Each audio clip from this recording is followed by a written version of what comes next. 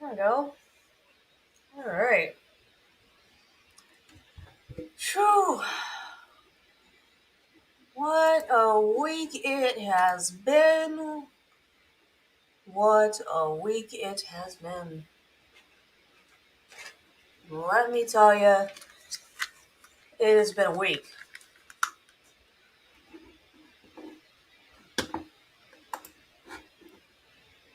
It is, while we've got Pop here, probably should have wine. This is probably in a wine occasion,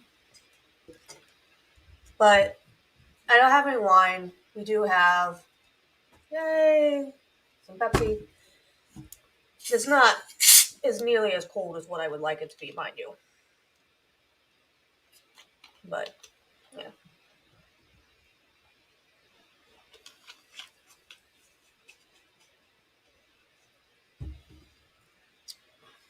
I am gonna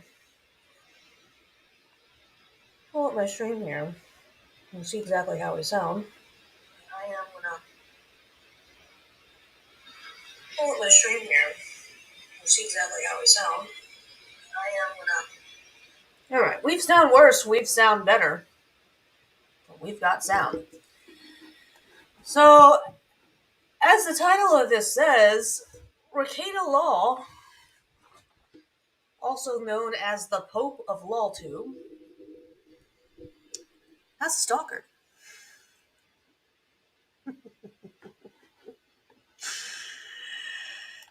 I mean, this is what he claims anyway, and if he says he's got a stalker, then I mean, I guess it must be true, right?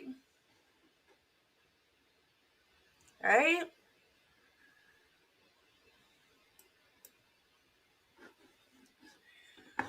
Well, I'm going to explain how this all started. For those of you that don't know, there is this lady called Alyssa Clips, and basically, Clip Channel,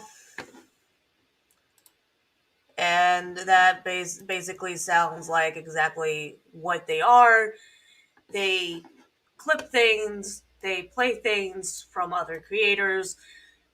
It's like a highlight reel of everything that they like about that particular person. Well, or they don't like, or just whatever the fuck it is that keeps people talking about them. And I commented on one of those. Here's the comment from one of my accounts. I wonder who this guy is. He needs to get copies of those letters and read them. LOL. And someone here is like, I'm guessing it's the Lion News Terry Nimmers guy. Nimmers. And up until then, I remember hearing him have other times where he talked about this dude, but I don't really remember hearing all that many specifics. But here's the clip that I responded to. So to set the stage here, we're gonna play this clip.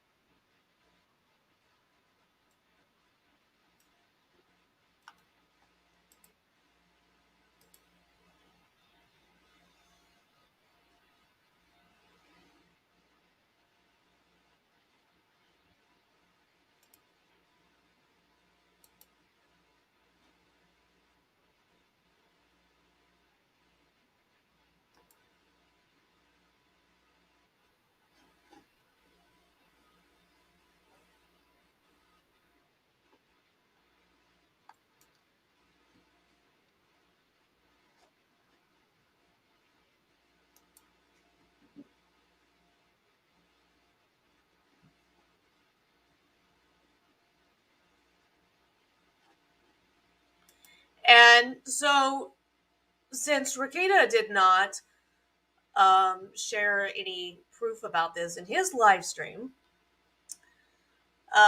this guy, whose name is apparently Terry Nimmers, decided that it was important that he send me a whole load of shit that I never asked for. No sound.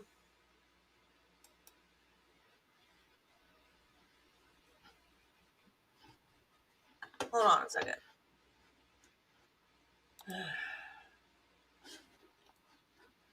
Boomer alert.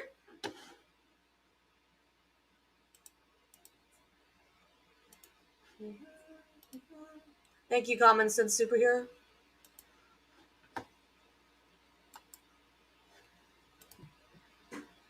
Let me know if this helps.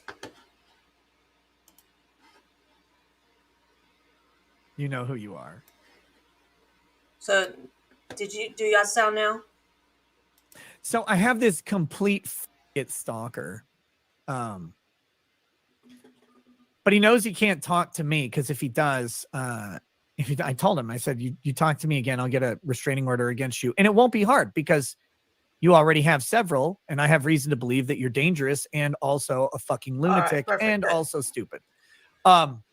So as I was saying, so I have this. This was the video that I responded. What he does is he emails like 20 people every time I say something about the Monty lawsuit, pretty much.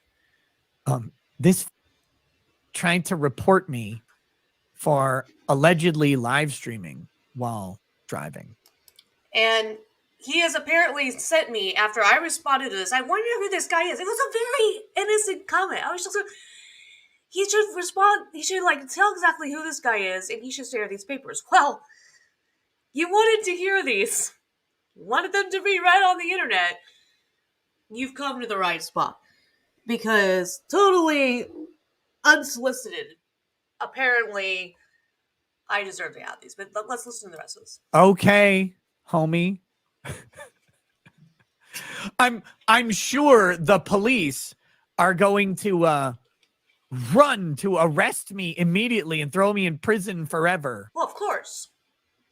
Right where you belong. Good work. In jail. And now he's bitching at the police in my county because they're not doing anything about it. Yep. He's writing them letters. We have the receipts on that. It's the gayest thing I've ever seen. He's so mad. Oh, it's great.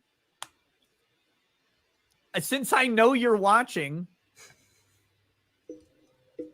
you know who you are. Since I know you're watching, again.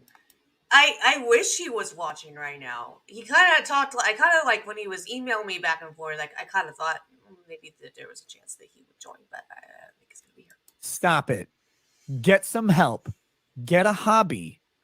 Get that dick out of your ass and go do anything else with your life, you fucking weirdo. But he has nothing else to do with his life. That's the problem. And if I ever see you anywhere near me or my family, I will not hesitate to act in self-defense because you are a documented danger to other people. Now, Fuck apparently, off. No. I got the impression that Terry is upset that he's not sharing any documented information about him being a danger to society. It's like, well, why didn't he share any of this? It's so strange. If I say this person's name, they will ejaculate so hard that Wisconsin will flood. Not hydro, to be very clear. No, this is some really dedicated fucking weirdo. Hydro drama, but no, I won't say their name. The best part is I already know I'm going to get an email tomorrow about this. And he's probably going to contact the police saying I threatened to kill him or something because he's fucking stupid.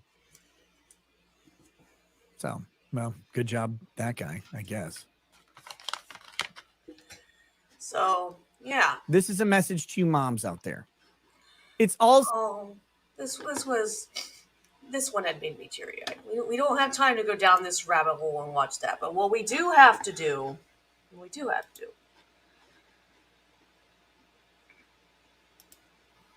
is we now have to pulls up the emails. And I don't know what it was about me that made him say, these people all commenting, I'm going to Google which account will give me their email address, and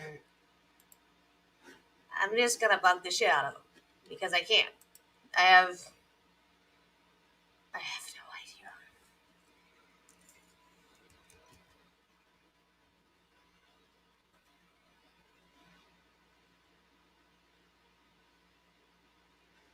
So they started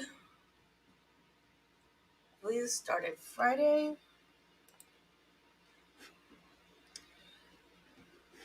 He tried including an email address that, before I even share this, let me say that it's not mine. It's not my phone number that it's a phone number.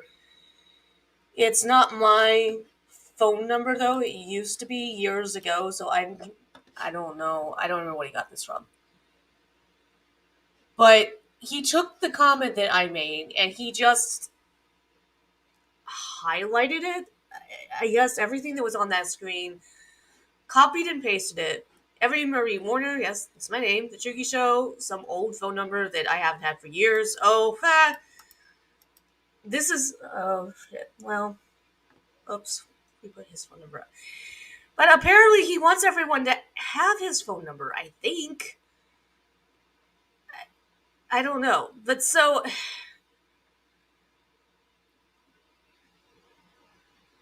he included it because I guess apparently he wants me to call him and thinks it's just ridiculous that I haven't. That was one of the emails that he sent me that I got the impression that he wants me to call him. I'm not calling the dude.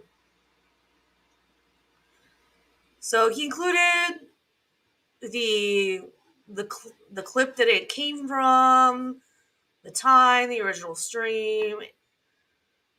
Um,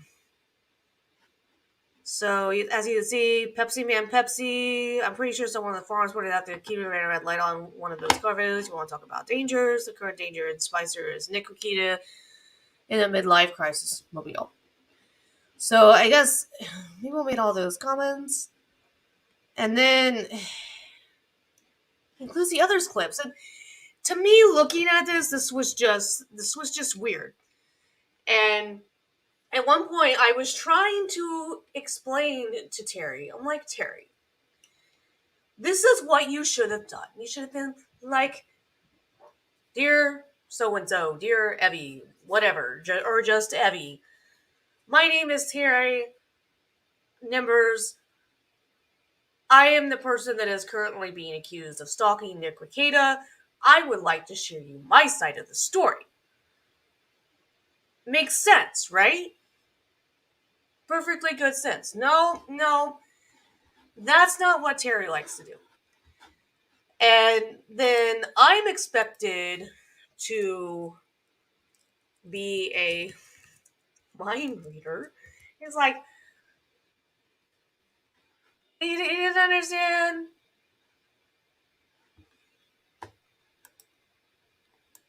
He didn't understand my response. Like, I was like, I'm sorry, what is this? Because I was confused at first. Again, an old phone number. I just never know that. That's still my email address. But for some reason, every single time he replies to you, he wants to include that. And I don't know if he thinks that it intimidates me or something to see that, he includes something that has my phone number that I don't use anymore. I have no idea. I don't understand it. It makes, I need somebody to help this make sense to me because it does not make sense to me. I don't know what the point of this is here. It's, I'm like, I'm sorry, like, what is it? Because I was confused at first. I didn't understand. And there was all these attachments. I'm like, huh? I didn't, I'm sorry, I just didn't understand why I was getting this. He responds with, what is this? I do believe it's called an email. And in there, there's something called a question. And the question is a response to something called a post that you made on social media. What? What is... And so then he's got all this other stuff.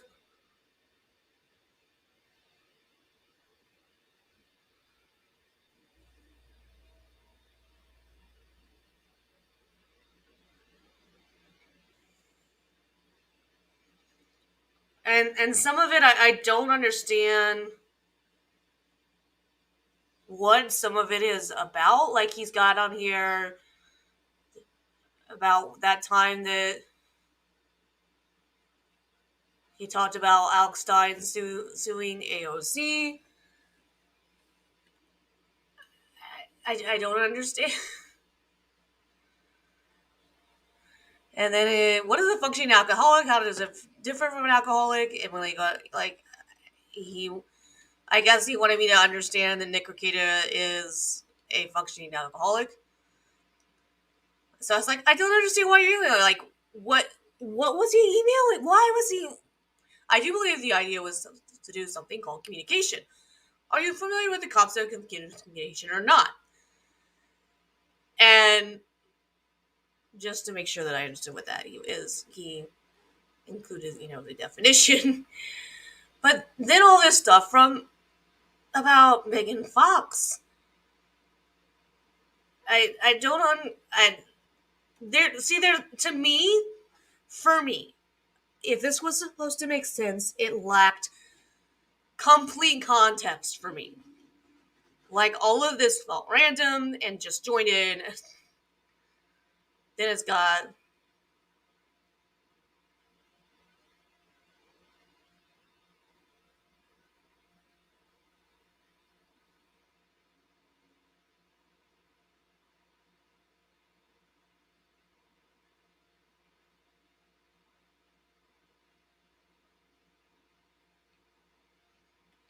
And I guess he was talking about... He mentioned this because Ricardo was talking about... Um,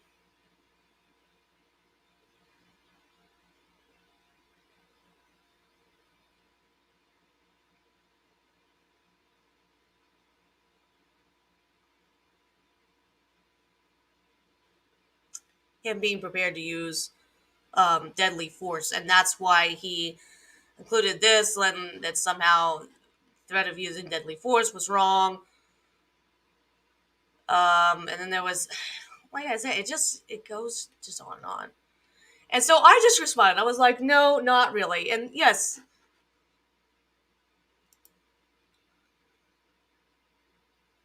I don't have the patience to read that. Forget writing it. Dude, it's crazy. Anyway, see, I have some of it I haven't even read. And so I just told him, he's like, well, you know what communication is? And I'm just like, no, not really. Are you sure? Because it looks like you're engaged in communication on a list of clips and a series of emails with me, right? He includes another of this random stuff. I just don't understand. I don't understand. And so at this point, like, I'm just laughing, right? So I'm at work. I'm reading this as I get the chance to. So I didn't get the chance to immediately respond to that. So then he sends me this one. Are you capable of thinking for yourself, or you just blindly believe everything that clickbait Rakita says, Terry? And he includes all this other stuff about how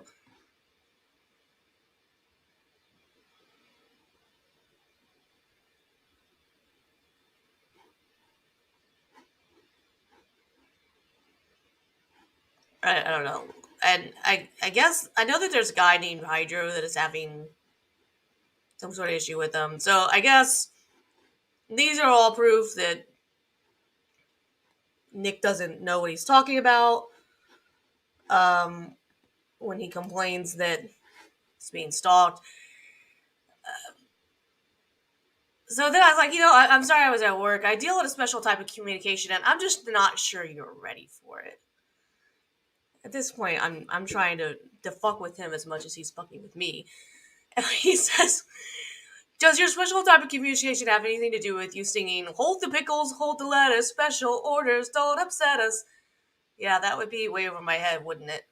Make sure you read with a heavy dose of sarcasm. Based on your inability to engage in an intelligent, thought-provoking conversation, I'm thinking that I'm not intimidated by your special type of communication. And again, just more stuff included that I don't know what it's proof of. Is this proof of something? I don't have time to sit here and figure it out. And so I was like, no, it involves mind melding, crystals, candles, herbs. I tell you what, let me give you an example of how you should have come at me with. Hi, my name is Terry. I'm the one Nick claims is stalking him. May I provide better context? But hey, what you just said is going to be way better content when I go live tomorrow. And it is. And so then he's like, yeah, it doesn't sound like you're speaking a foreign language from an alternate universe, although I've dealt with your kind previously. My kind? Uh, what is my kind exactly? So I know you think that I live in a bubble, but I communicate with all sorts of important people, unlike you, on a regular basis. You will notice that I've been in communication with law enforcement from Click Bakerita's neck of the woods, something that I doubt you would ever consider doing. Who I said was the stalker Click Bakerita. Speaking of, did you bother to read the emails to Click Bakerita's attorney where I asked him if the client was going to name his alleged stalker? If Click Bakerita did say that I was the alleged Stalker that there should be an initial complaint report ICR associated with my statement to Leo, wouldn't there? Could that be the reason why Clickplay Rikita doesn't want to name his alleged stalker? Is your buddy Clickplay wanted to file a slap suit against me? Then I would report the perjured statements to Leo, wouldn't I? Make sure you include that in your little podcast, okay? I know. Oh, it's all gonna be there. Because, like I said, I've got like at least five different PDFs that he sent me. Yes, I can't wait for you to read the Brady emails to me during your live stream, can I? And then again, he included this. I wonder who this guy is. He needs to copy those letters and read them. Level. Yeah, I wrote that. We've established that. I have no idea why. I just don't understand. So that's kind of the bulk of the communication that we've had there. Look at all the spam mail I get. This is fucking ridiculous.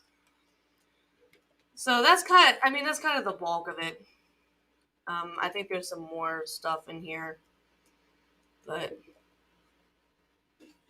I want to get to the kind of meat and potatoes here. Does this got another important?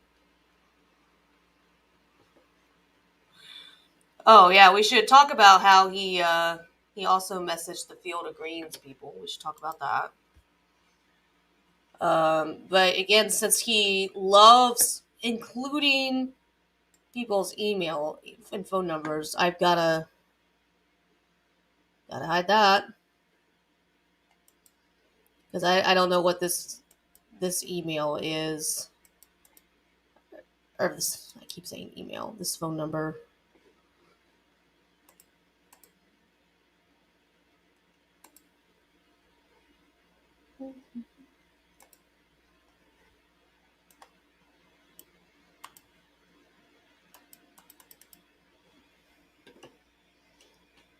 Gotta edit it. I really hadn't had a chance to go through a lot of these, and I probably should have to make sure. I think what I'll have to do, I'll have to scroll up far enough not to see it. Not to show his.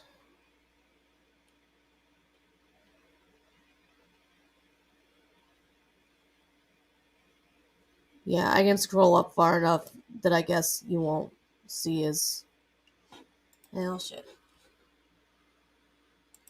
Well, we'll come back to that one. Let's go to the others. Like, I have a whole bunch of them here.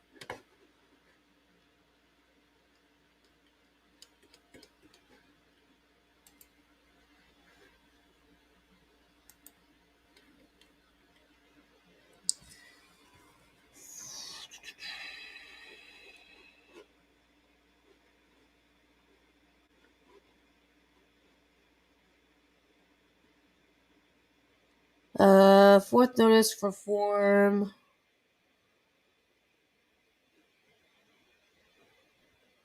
Personal Lake Area Chamber of Congress. What is the status of a criminal complaint? Criminal complaint against Sheriff Eric Tolfston.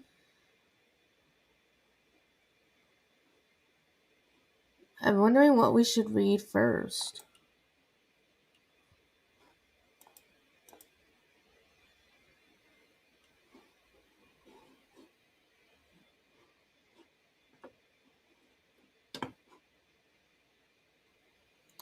Okay, this one that I share, I'm not worried about sharing any of it. It is a government official. You can find all of their information very easily.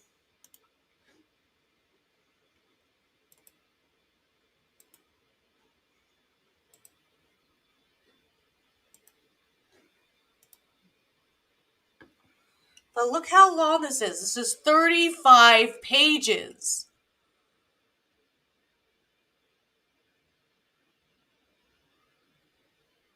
What? And I have no idea what any of this has to do with Nick Rekieta. None whatsoever. What? I didn't even realize how long this was.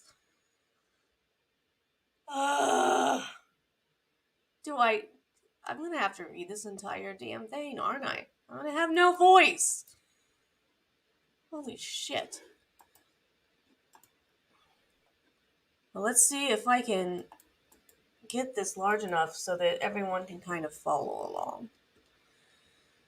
Alright, so is there a date on when he sent this? No. And see, he's probably not even reporting it the right way. I'm gonna assume.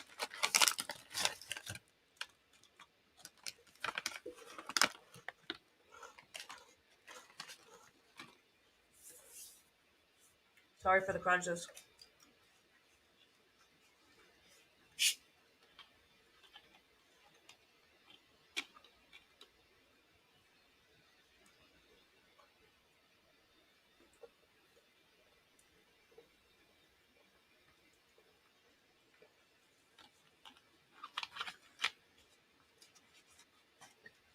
So let's see what the deal is here. I have reason to suspect that I have clear, precise, and unquestionable evidence that Candaho County Sheriff Eric Tollefson has engaged in the criminal act of 609.43 misconduct of a public officer or employee by his willful refusal to provide me with readily available free electronic public data for and related to a celebrity attorney, Nick Rekieta. In retaliation for me notifying and educating the county employees and officers of the county court of Tollefson's misuse of public resources, Tollefson has knowingly, intentionally, and maliciously blocked my email. Uh-oh. The electronic public data that I requested should have been provided to me via email either immediately or within a few days. Neither of those two things happened. Tollefson's actions resembled that of an owner of a private public relations firm instead of the actions of responsible or authority for the KCSO.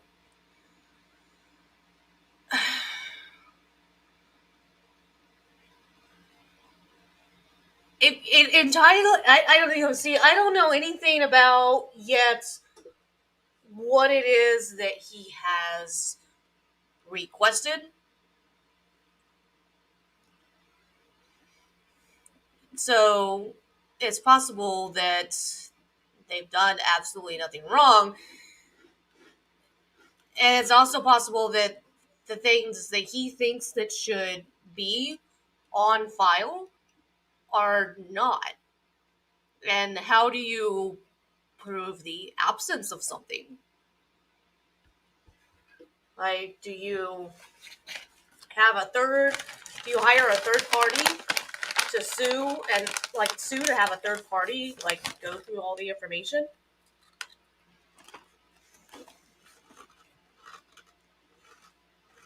I mean, what else do you do?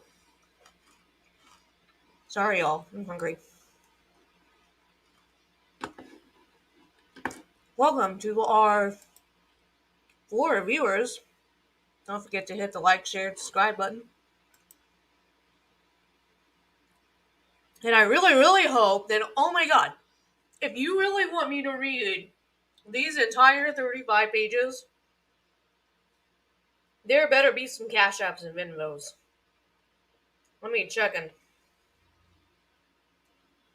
Nothing yet.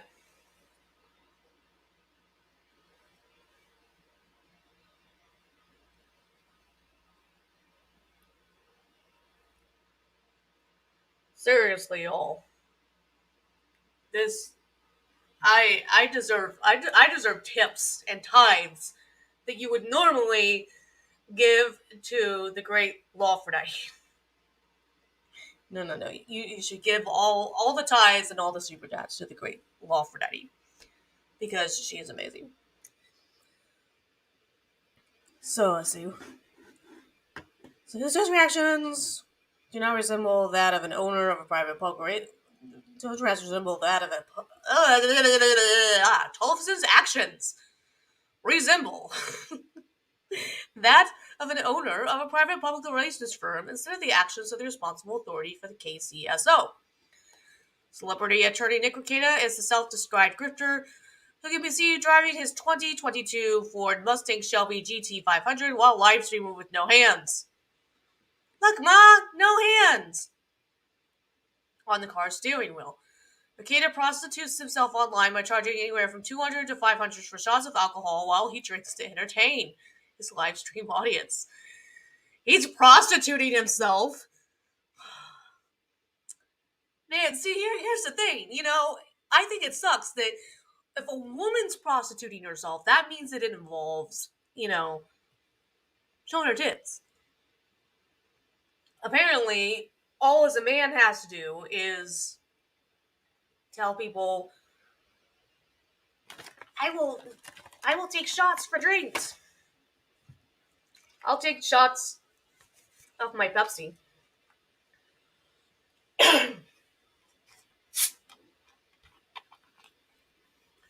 I mean, just how dare him? And look,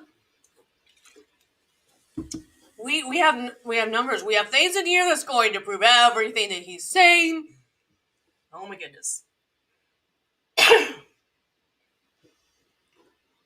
Makeda posts himself self-managed, running through $200 for shots of alcohol while he drinks to entertain his live stream audience. Makeda is also propagandist, see 16 and 17, who agitates 18.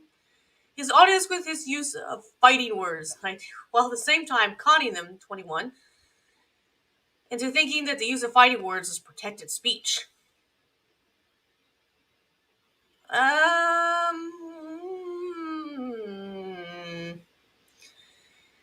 Not a lawyer, but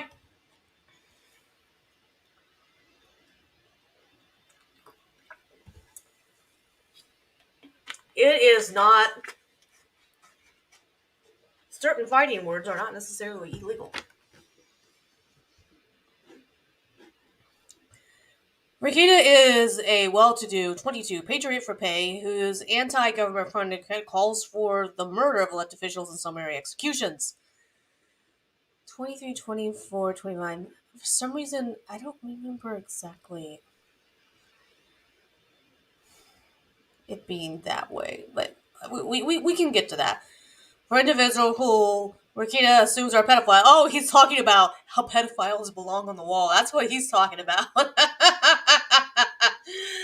Oh, maps belong on the wall. I got a lot of wall space right here. Plenty of places to put maps.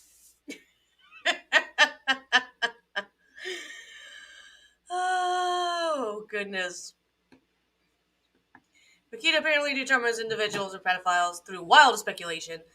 29. Engaging in groupthink. Number 30. With online gossips and online conspiracy theories, plenty of mental gymnastics and shots of alcohol. And last but not least, a complete disregard for the facts and the truth.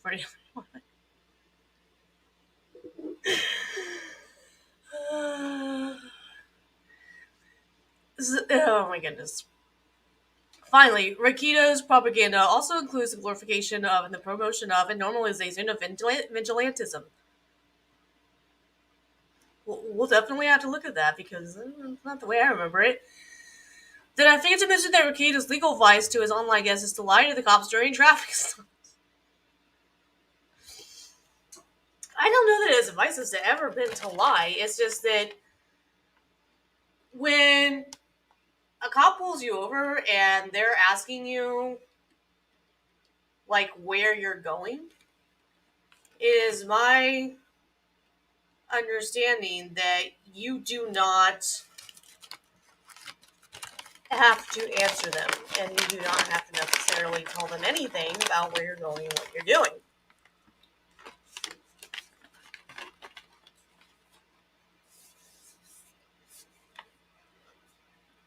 I mean, if they're pulling you over because, say, your tail light is over.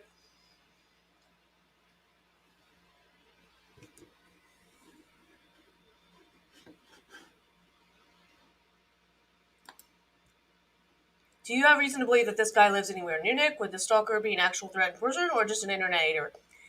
I have no idea. I don't know a lot of the details of this guy. I just know that apparently he's been giving him a hard time ever since Montegraph is suing him. He apparently knows Montegraph or something. So we're getting that to now. Makita is currently being sued for defamation by Zeke Quest, aka Montegraph. It would appear that Quest considered Makita's use of the fighting words pedophile and child molester that Makita hurled at Quest to be defamatory per se. Both parties in the lawsuit are accusing the others of lying to the court. Well, yeah.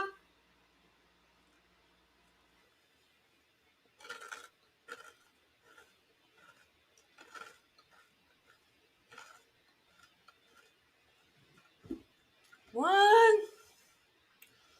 Oh my gosh, this just... What?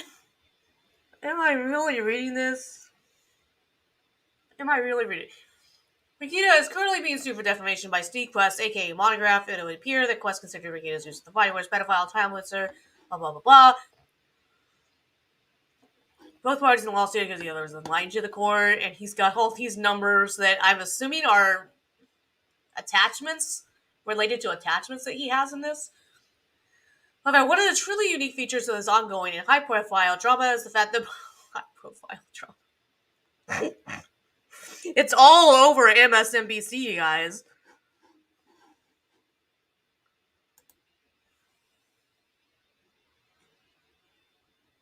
Oh, well, we'll get there. Common sense. We'll get there. But first, I have 35 fucking pages I have to read. Jesus, Joseph, and Mary.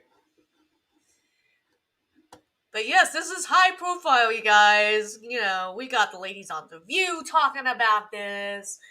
It's all over MSN. It's truly high profile. However, one of the truly unique features of this ongoing high profile trauma is the fact that both officers of the court, Makita and his attorney Mark Randazza, so why are they numbered? We're gonna have to figure out why they're all numbered. He's got Makita numbered, he's got Mark Randazza numbered.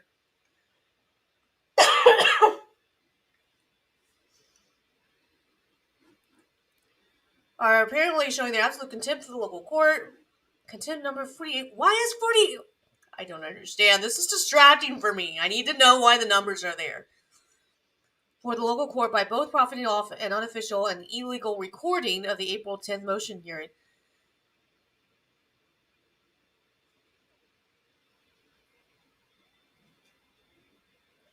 I don't believe that this breaks any law whatsoever to do this. I don't think it does. I don't think there's anything illegal about it. It's part of a pucker record. Like, if they wanted to, they could request, I believe, the entire video recording. Like, there might be a charge for it, but I believe it's kept on file. Steve Quest versus Nicholas Robert Makita. It would appear that some of Makita's fanatics posted the unofficial illegal recorded audio of the hearing to benefit themselves, Makita and Randazza. Please note that attorney Michael Madonna was criminally charged with contempt of court, willful disobedience to court mandate, and obstruct legal process, law of execution legal process in case number blah blah for simply using a camera to take pictures while court. That is complete. You're talking about two completely different things. All right. It is an entirely different thing for me to be actually in the court itself and taking pictures and etc. That is never allowed. But when you have a publicly available live stream, unless there is a standing court order, you are allowed to show that.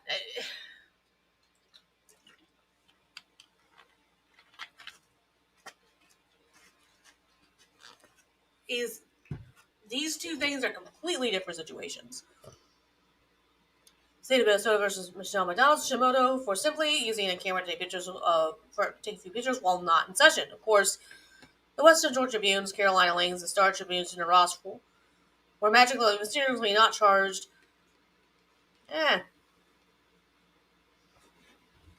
Let's see.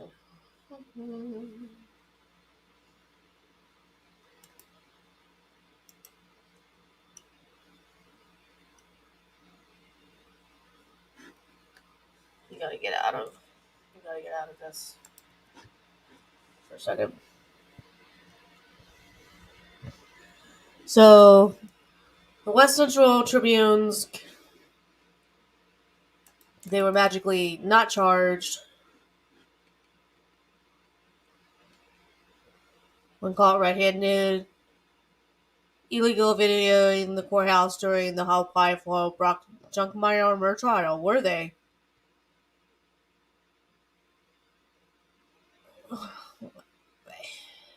I have reason to suspect both Tolflifson and Fisher are still mad at me for my exposing Lings and Ross stenographers and cheerleaders from corrupt local government, right?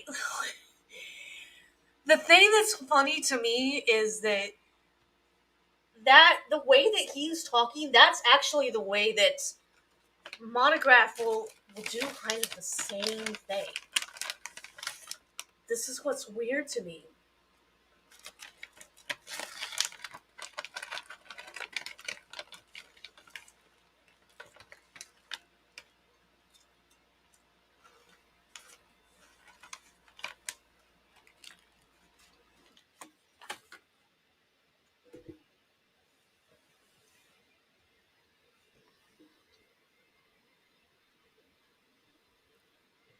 The truly unique feature of this ongoing high-profile trial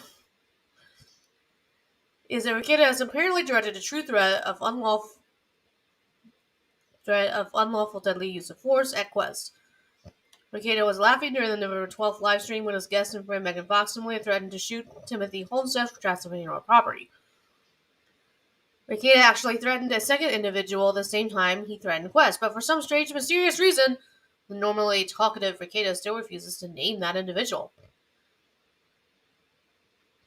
Why should... He's going on and on about...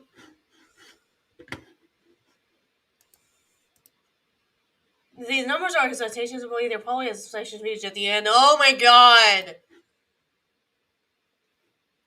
The site... I'm afraid to look at the citation page and see how...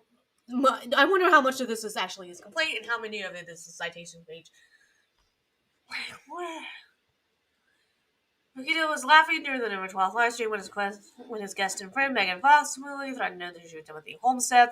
And I don't remember who Timothy Homestead is. I have no idea why the local PD should care whether or not Rikita was laughing about this. Because I can see that Rikita has anger issues and issues with alcohol, I decided, out of abundance of caution, to contact Candy Yohi Judicial Officer Jenna Fisher on Monday, January 30th. I wanted to know if Fisher were aware of Rikita's threats to Quest, and I wanted to know if Fisher had notified the court security of Rikita's threat. I certainly didn't want Rikita to ambush Quest and to execute him in the... What? What?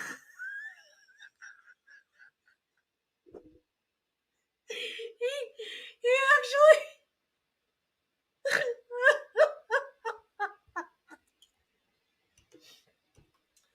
Oh, thank goodness. I need tissue.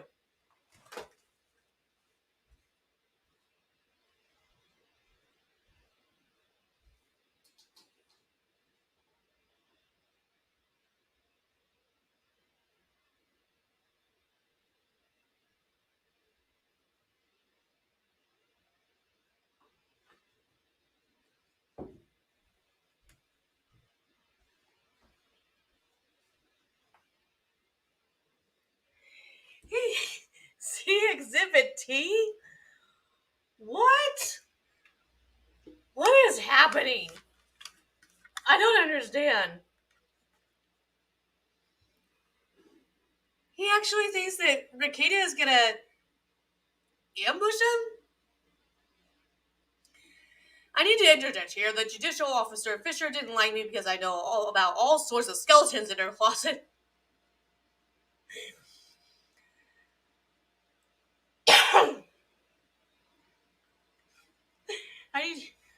Oh, God. I gotta see if I wonder if he's emailed me anymore.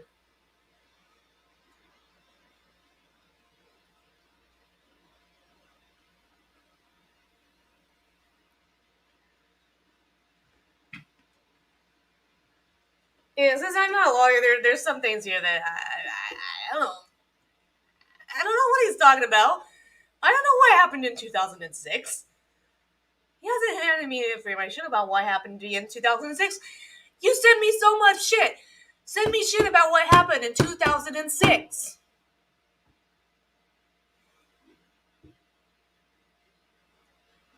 What actually happened in 2006? You see, the skeletons have to do with Fisher knowing that evidence was illegally withheld from me, false charges were brought against me, and I was denied access to the Candiyahu. I don't know how to say it. Courts. Maybe the citations mean that it's there. Maybe we have it. Maybe in the citations we will get to what happened in 2006. When Fisher was just a lowly attorney. By the way, I still want that squad audio video that was illegally withheld from me. When will you share it to me? And speaking of illegally withheld data, I still want your current Walmart Police Department policy and procedure manual that I requested from you on Wednesday, February 26th. See Exhibit J. It is part of your known mandatory non-discretionary ministerial duty of your city of Wilmer employment to provide me with that data, isn't it? When will you share it to me? By the way, your willful refusal to provide me with this readily available free ledger and public data wouldn't have anything to do with my damning information that former Wilmer City Administrator Charlene Stevens' willful refusal to comply with the Minnesota Government Data Protections Act cost her all the lucrative job opportunities, would it? I don't know. I don't know anything about the Minnesota Government Data Practices Act. I don't know. Finally, the true feature of this. The fact that. So somehow we've come full circle to this being about Nick Rekieta again.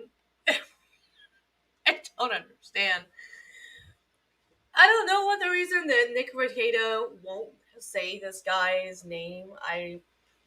He's mentioned it having proof that he's a documented threat.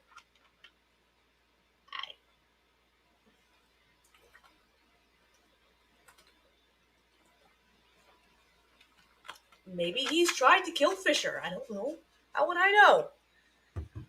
I don't live there. I'm not in that state. Final truly unique feature of this ongoing high-profile drama is that Rekieta initially claimed Quest threatened to come to Rekieta's home. Now Rekieta alleges the Quest has made death threats to Rekieta and threatened to murder Rekieta.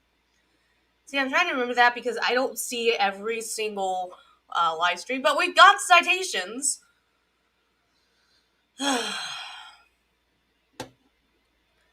Of course, there's no surprise that Rekieta has failed to provide any objective evidence of these assertions. I don't remember if he has or he hasn't. Well, we have citations, and I guess the citations will tell us.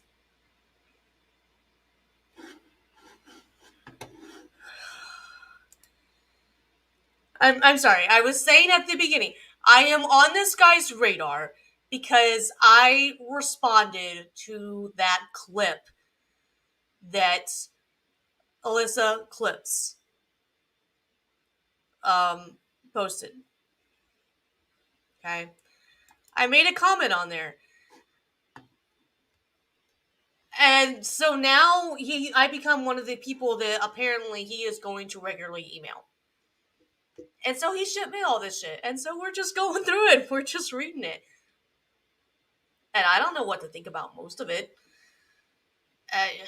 This appears to be part of Rekieta's strategy to weaponize the social media accounts and try to his defamation lawsuit in the court of public opinion. I mean, yeah.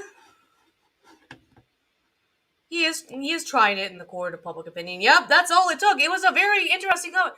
I wonder who this guy is. And I think Rekieta should read the complaints that he's filed. Rekieta apparently knows something about this guy that the rest of us don't. I don't know. That's the only thing that I can think of. For some reason, he won't say his name, but he's mentioned that he has a stalker several times. The two main reasons I initially submitted my Chapter 13 data request to Tollefson were, one, Obtain data to verify whether or not Ricada has reported requests to law enforcement for requests of alleged threats to come to Ricada's home.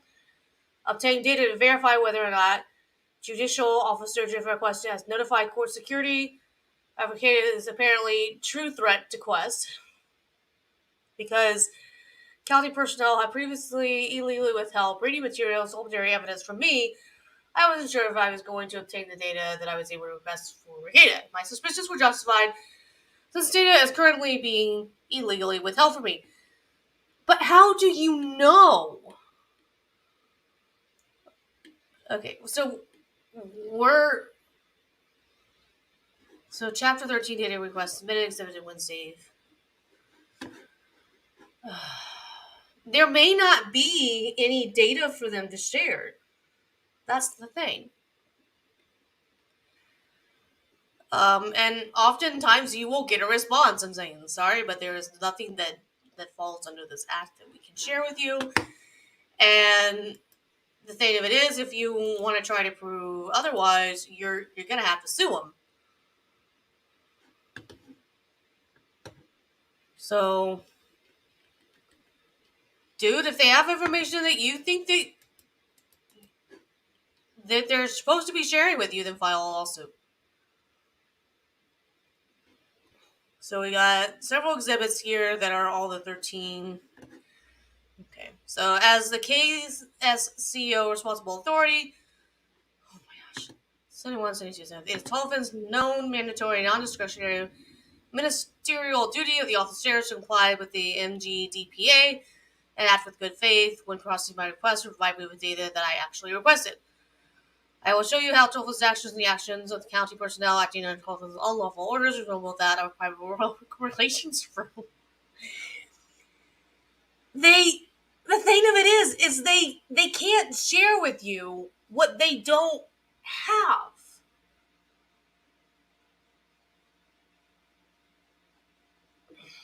And he may very well have received information saying that they don't have it. And there is also a process that you have to go to request public information. If he's not doing it to the right place, he's gonna have trouble getting a response. So, but he apparently has a whole thing that he filled out. So we can, I guess we'll get to take a look at those. But typically, you'll get some kind of response letting you at least know, I'm sorry, but we do not have any information that falls under the Chapter 13 data request. So we'll see. Please note that the most current MGDPA policy manual for members of the public for the county was updated on December 20th, 2016. Unfortunately for the county, the MGDPA mandates that the MGDPA policies be updated by August 1st of each year, which means the current policy manual lists former Sheriff Dan Hartog as its current responsible authority. This is a prime example of the county's utter contempt for the MGDPA and individuals who request data from the county. I don't know. It's very possible that all of that may be true. I have no idea. But, excuse me, the fact that he wants to on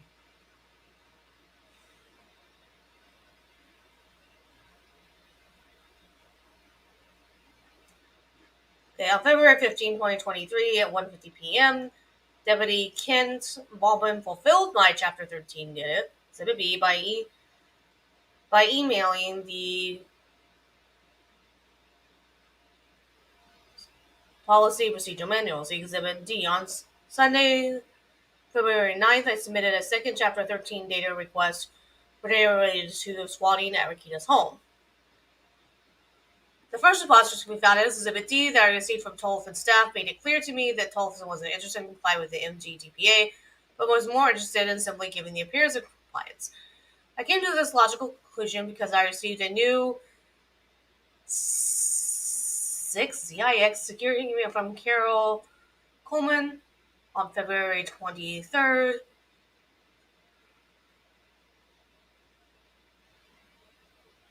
Sending me a Zix secure email was wholly inappropriate because I did not request either private or confidential data.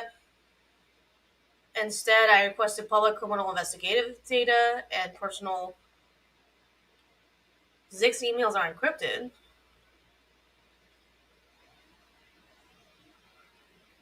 I don't understand. He's mad that he got information, but they encrypted it?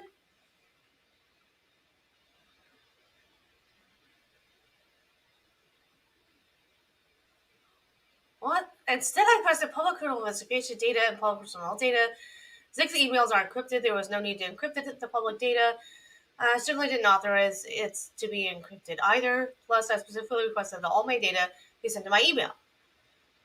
I consider this Zix email to be a violation of the KSCO policy that directs employees to not incite or not to provoke individuals to violence. What? What?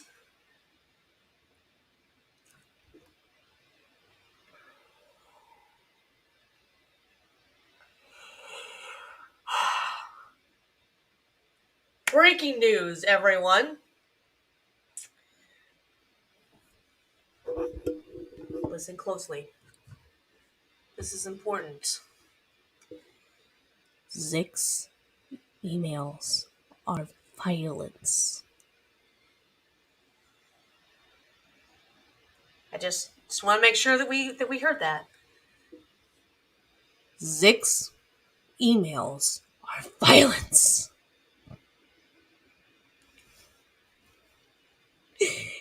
It's fucking harassment, and it will not be tolerated. And I don't know. There is probably something about their policy that any email they give from them, it's gonna. There's just they encrypt everything.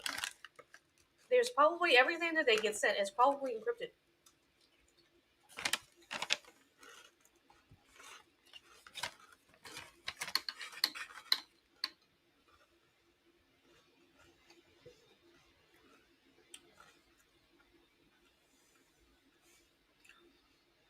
I also consider this to be a form of harassment and an attempt to gaslight me.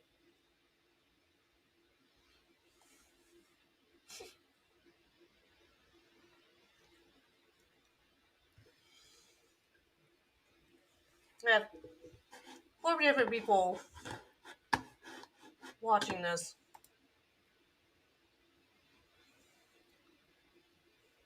I want to see here.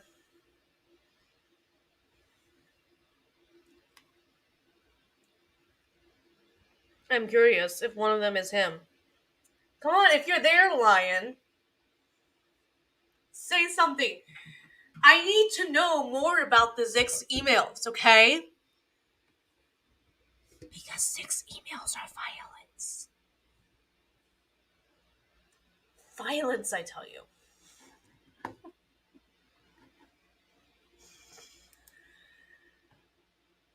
This is cracking me up. This is just cracking me up.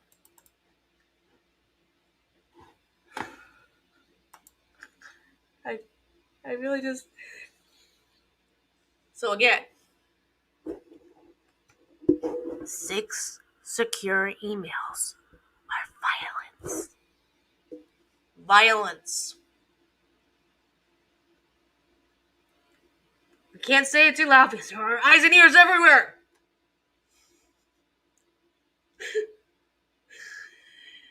I also consider this to be a form of harassment and to gaslight me.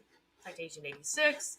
These are not the actions of a public servant who is following the MGDPA. Instead, these actions are more in line with an individual who is part of a public relations firm or the actions of corrupt local so-called public servant. I don't understand. I hope he is. But I don't understand. I need to know. I need to understand why Zix emails are violence. I need to understand this. Show me on the doll where the Zix emails hurt you.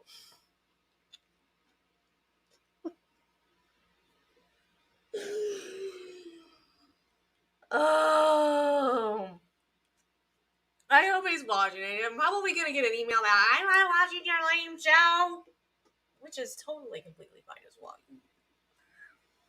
But I was thinking about trying to have him on, and we could go through this together, and he could explain this all to me because I have to know. I have to know how Zix's emails are violence. I gotta know.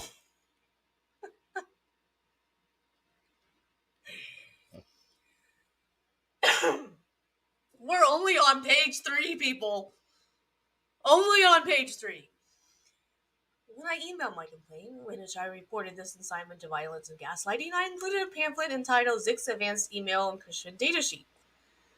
The data sheet explained how my data did not need to be encrypted, nor did it justify the KSCO's malicious actions of legally withholding the requested public data from me. What's the issue that he can't open a Zix's Advanced Email data sheet?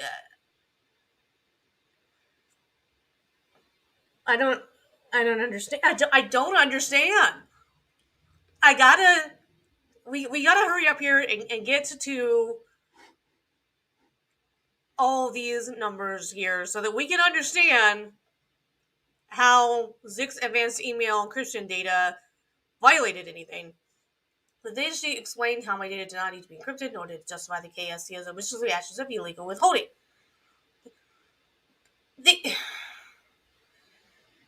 didn't withhold anything from you. They just encrypted it. They sent it to you. Maybe you didn't know how to open it. See Exhibit G. Apparently, Chief Deputy Ballman came to the realize that I was not going to be bullied into submission, nor be forced to eat the figurative shit sandwich that was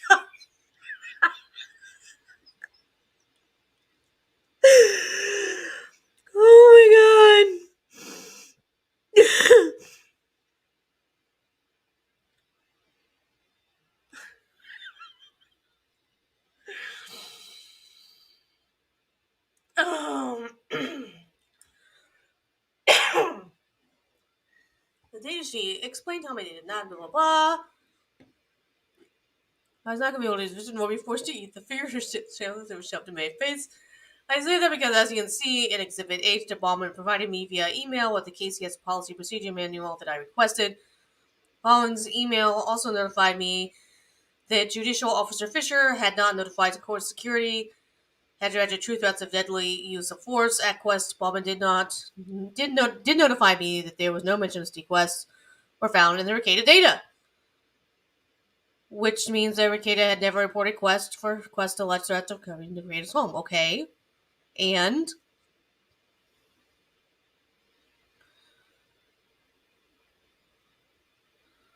okay, so there was no record of that. Which means their kid had never reported Quest to the case of Quest's alleged threats, nor were there any mention of Ricada reporting Quest for the alleged threats of Quest murdering Ricada at a gas station or at Ricada's home. Which of course is not surprising, since Ricada was telling his audience that he did not expect it to be a serious threat to Ricada's safety nor his security. Oh, I mean, yeah, I think that might be true. Speaking of serious threats versus no serious threats, we have an example of Ricada making a non-serious threat of deadly use of force in a video that we can see obviously drunk Ricada running his mouth on how he would carve up and shoot any assailant who would dare to hurt his daughters.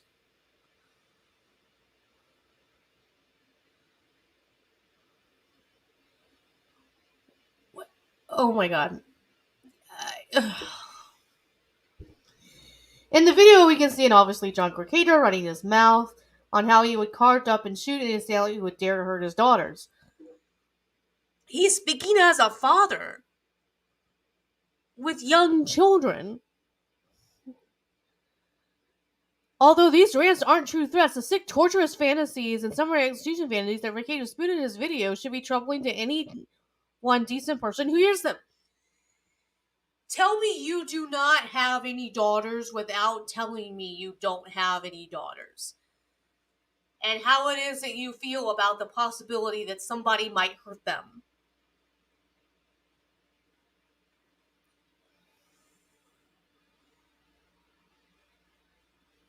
Like, seriously? The audacity of anyone letting people know that they would defend their daughters tooth and nail. It's just proof he has sick fantasies. Oh my god. So the data from Exhibit H, that's citation 96, included information for ICR, swatting incident at Ricardo's home. After comparing the KSCO data and Ricardo's accounts of swatting incident, I gave you the reason why Ricardo was receiving some special treatment from what?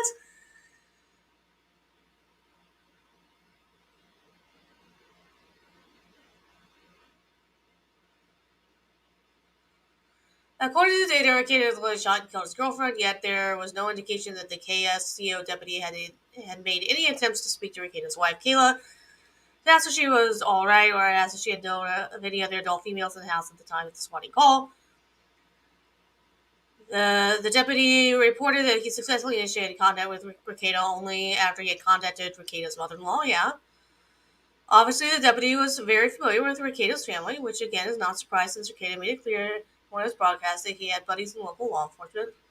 And I thought, he used to be a lawyer!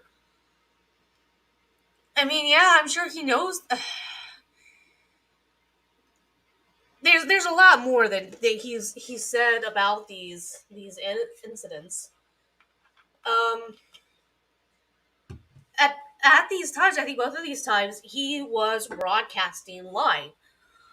And all the officer had to do was go back and look at his live and see that everything was fine. Like,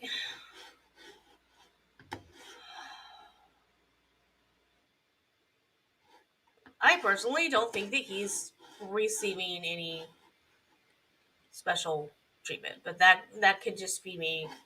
I mean, whatever.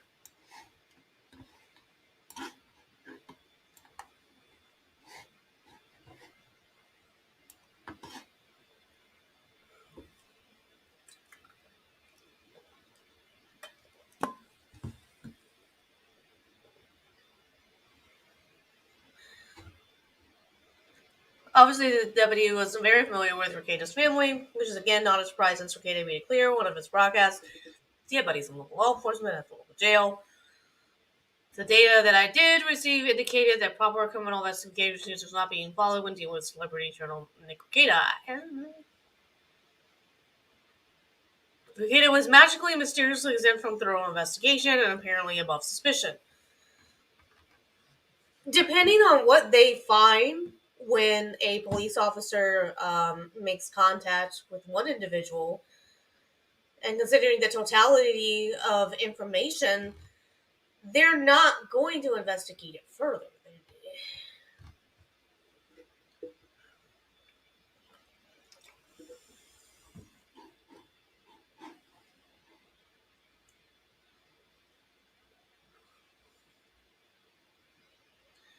The Davis indicated was magically mysteriously about suspicion 103, 104 because he and his family members were buddies with local law enforcement officials because Ricardo still made his status. I don't really think that it had anything to do with that, but okay. I said data that I did receive. There was data that I did not receive. The data that I did not receive was an email containing an audio file that was to be dictated into an incident report. Pursuant to the legal concept of violation of evidence, I have no reason to suspect that the audio files outline special treatment. Oh my god. I have reason to suspect that the audio file outlines special treatment that celebrity Nick Ricardo was receiving from the KCSO because the audio file containing data that was going to undermine the credibility of Tulson ordered to either withholding the damning data from me. There's a lot of accusations here and no proof. If he hadn't any proof whatsoever, he would not be sending a 35 long page like this. He would be suing the fuck out of them.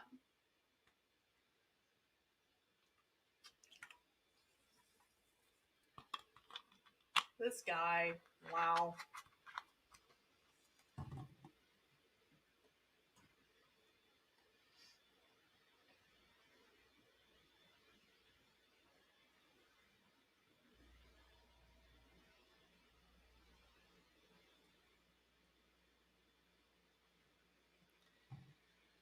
Oh lord. Tollivan hatched a plot to illegally withhold the damning email and damning audio file from me. Assuming, I guess that there's an email. I guess that there's supposed to be an audio file. I don't know. I'm not from that area. I'm not familiar with their rules and their procedures. I don't know that there's supposed to be an audio file, and I don't know that that audio file is subject to the request for data like he thinks it is.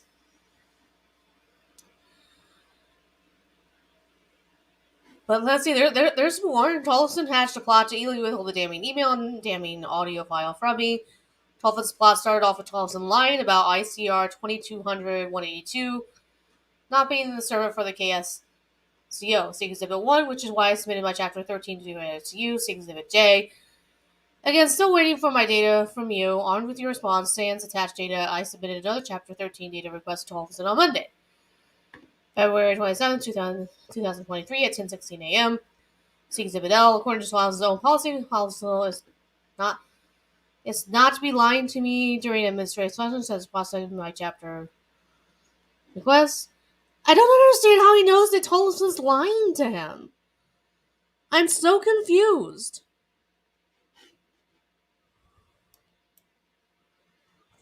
If I were to see this, I'd be more concerned about this guy than Nick.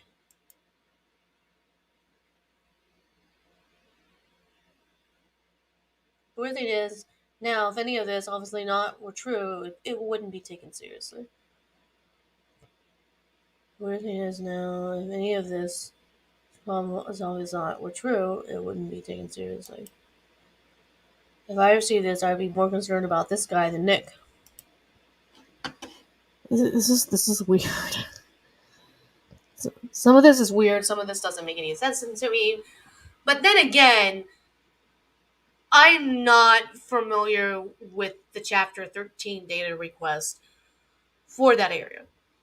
I don't know what information falls under that and what information doesn't. Every state kind of has variations of sunshine laws.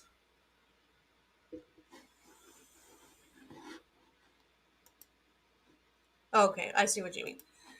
So I don't know. I don't know what ICR 2200-182 says. I don't know what proof he has that he's being lied to. So let's see. Tollefson lying to me wasn't a surprise. I can personally testify to that. The so-called justice system is one huge lie. And Credo was kind enough to back me up on this point by stating in a broadcast that he has permanently and witnessed Leo's lying under oath while they were on the witness stand. Just because I agree with Rekieta on certain points does not mean that I agree that his data should be exempt from scrutiny for the public, which is why I should have had Rekieta's data months ago, and told us to misuse both read or just Rekieta's personal public relations firm is the reason why I still don't have that data. The data may not be there.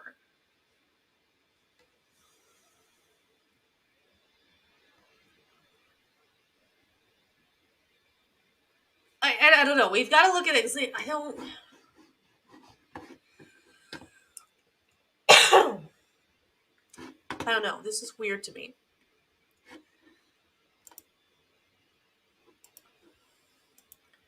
I've only dealt with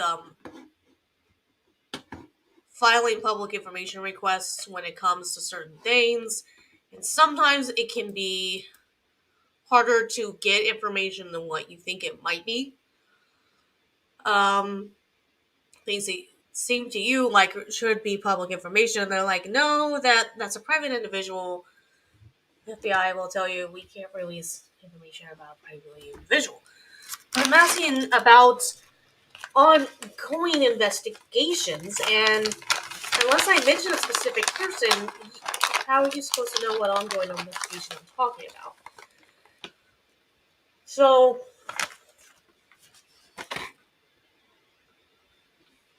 I don't know.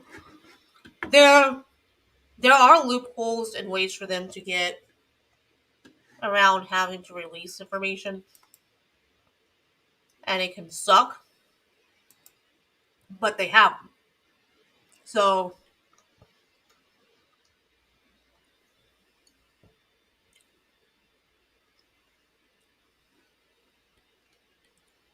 on Thursday, March 9th, I asked Holton the following question: is it or isn't it your known mandatory non-discretionary ministerial duty to timely process my Chapter 13 data request?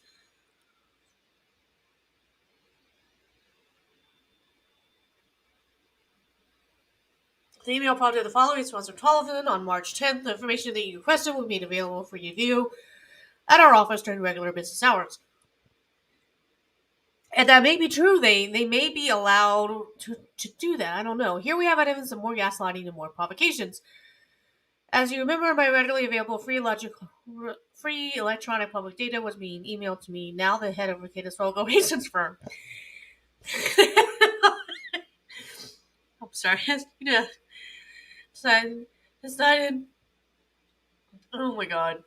Decided to make the readily available cost prohibitive. The new plot twist in Tollivan's malicious ploys for me to get in a vehicle and drive 52.1 miles in about 57 minutes so I can view but not pick up the requested data. You remember that County Chief Deputy Ken Bauman was briefly emailing me data Tollivan now only wants me to view. I can look at the readily available free electronic public data, but I just can't touch or possess the data. I don't know. It depends on what data we're talking about, and I don't know. On Friday, March 10th, I asked Tollivan the following: you wouldn't be trying to provoke me in order to incite me to violence with your retarded suggestion, would you? No, I want to receive my readily available free electronic public data via email, just like I did when I received your KCSO policy and procedure mail, unless you would rather that I just go ahead and sign my name to a complaint. See Exhibit O. As I stated earlier, the information you requested will be available for you to view at our office during regular business hours. As you can plainly see, just more provocation, more gaslighting from the head of public relations firm headed by Tollivan. No Ricada data was emailed to me. There are some suggestions to these sort of things. And what I would need to do is I would need to contact Officer Tollivan about this specifically and ask him why did he need to come to the office and view this particular information.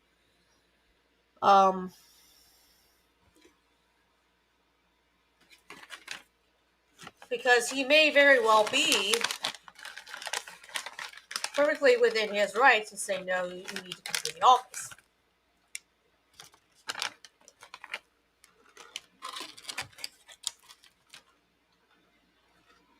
Wonder if he's included the phone call.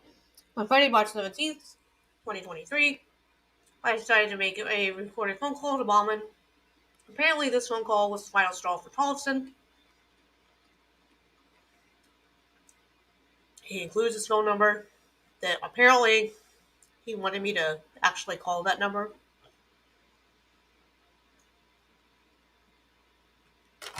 This is Terry Nippers. It's Friday, March 17th, 12:03 p.m., and I'm trying to figure out what is going on with my Chapter 13 data request for your ICR 2008554. Note the correct ICR number is 22001824. Huh? Okay. You know the one that your sheriff Eric Tollivan made the wild, outrageously, and blatantly false claim that that ICR number wasn't yours. You know, it's for the March 17th, 2022 swatting that's involving Nicholas Robert Ricada.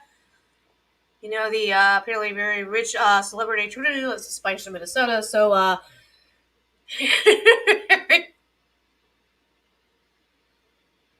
celebrity attorney.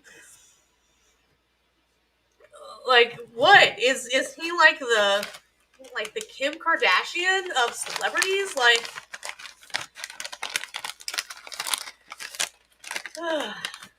Nick Data does very, very well for him.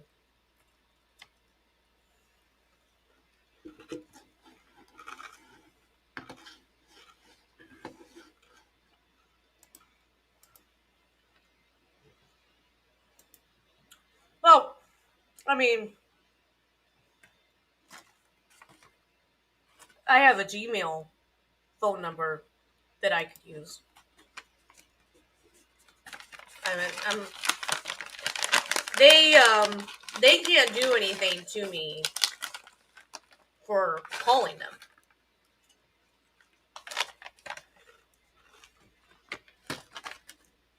It's not illegal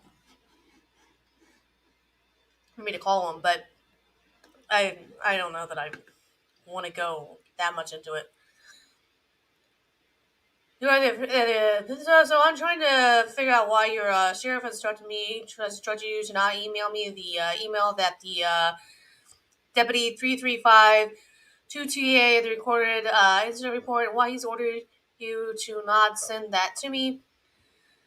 Because wouldn't that be an illegal order? That's what I'm trying to figure out. Because that's my understanding that it's your sheriff, known mandatory non-discretionary ministry of his office to make sure that I receive that data. And it sounds like he wants me to make sure that I wait. It's my understanding. Yeah, I lost my spot. That's what I'm trying to figure out. Because it's my understanding that it's your sheriff's not to make sure that I receive the data, and it sounds like he wants me to come drive all the way down to the county to view it instead of having you email it to me. Like you email the policy and procedure manual that says that you're supposed to ignore to disobey unlawful orders. Correct. So I'm just trying to figure out if you're going to obey the illegal order or do your advertised job and email me the readily available free electronic public information. That's what I'm trying to find out. Oh, and by the way, do you need someone to call in and dispatch to report that these apparently threats of deadly force on Steve Quest that Merkid says? If I threat you show up on my property, you'll have about 8 seconds to fucking leave. By the way, you won't get much warning. I'll treat your best defense as a fucking threat. Fuck you. You know that Nick Merkid made on January 18th, 2023.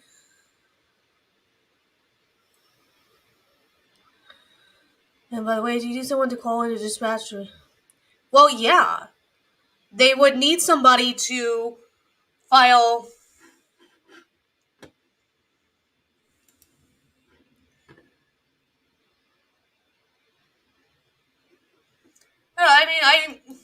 I get what you're saying.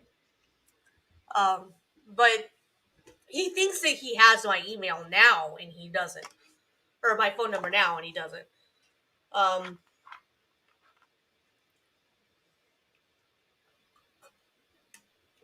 And if I use my Google phone number,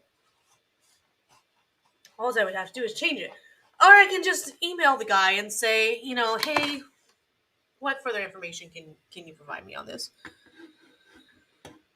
So yeah, he would have to actually file an official report. That's what I need to know, because I'd be glad to call it in to dispatch. I don't think he needs to call it in to dispatch. I just think that he needs to go. I think there's a way for him to file it online electronically, possibly, or he needs to go and he needs to speak into an officer and file an actual report. And I'll get an ICR number, and go from there. So anyhow, I'm just trying to figure this all out. But honestly, unless you intend to show up at his property, it's not much of a threat. There's no real. What's. I mean, you're not going to show up at his property, right? So what fucking difference does it make if he has threatened to shoot you if you show up at his property? Because you're not going to, right? Because you're a decent guy, right?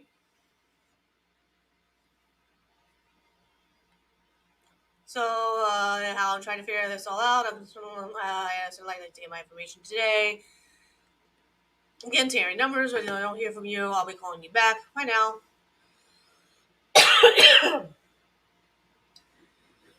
We have so much more than we need to read, and we have been on here for.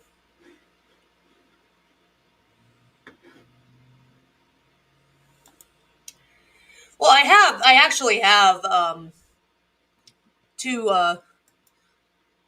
different channels here and the one channel that I'm broadcasting to, its monetization um, is in progress. I've never been very good at turning anything into a grift, honestly. That's why I still have a full-time job. And I don't really think that I'm going to be able to do it very much longer because it appears I have something called thoracic outlet syndrome. And I don't know that it's going to get any better um, if I continue to work this job. So we'll see. I have a doctor's appointment today.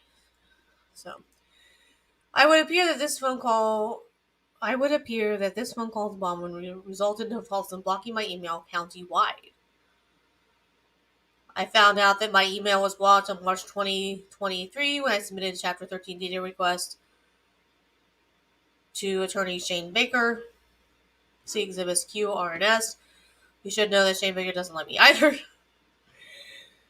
The quick trip down memory lane movie of the Shane Baker is the one who maliciously prosecuted me and the same one who legally withheld my evidence from me. You know, that damning squad video where it demanded to see a judge pursuant to MS 169.91. You know, the damning video that both your former police chief David Weifels and your former Wilmer City Administrator Charlie Laser were conspicuously conspiring to illegally withhold from me, right? The damning video I still want from you. Anyway, back to Tolls.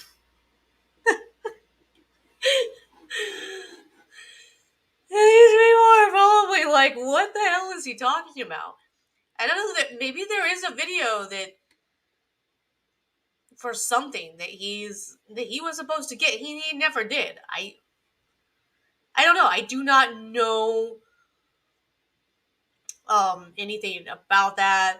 I would have to contact attorney Shane Baker, I suppose, and ask Shane Baker, hey, can you shed some light on this? I suspect that Tolson has decided to buy into celebrity attorney's brand of online vigilantism, hook, line, and sinker. Oh yeah, he's like, I like what I see. Let's do it. Which explains why Tolson would be willing to think and act like he is above the law when it comes to prosecuting my Chapter 13 data request for Nicola data. Apparently, Tolson is so invested in Ricketa's propaganda that he is acting like a private public relations firm for Ricketa instead of a public servant. It is Tolson's known mandatory, non-discretionary, ministerial duty of his office to provide me with the Ricketa data that I legally requested. I have a reason to suspect that part of the reason Tolson is illegally withholding my requested data is because the requested data would confirm the fact that Ricketa has been receiving special treatment during swatting investigations.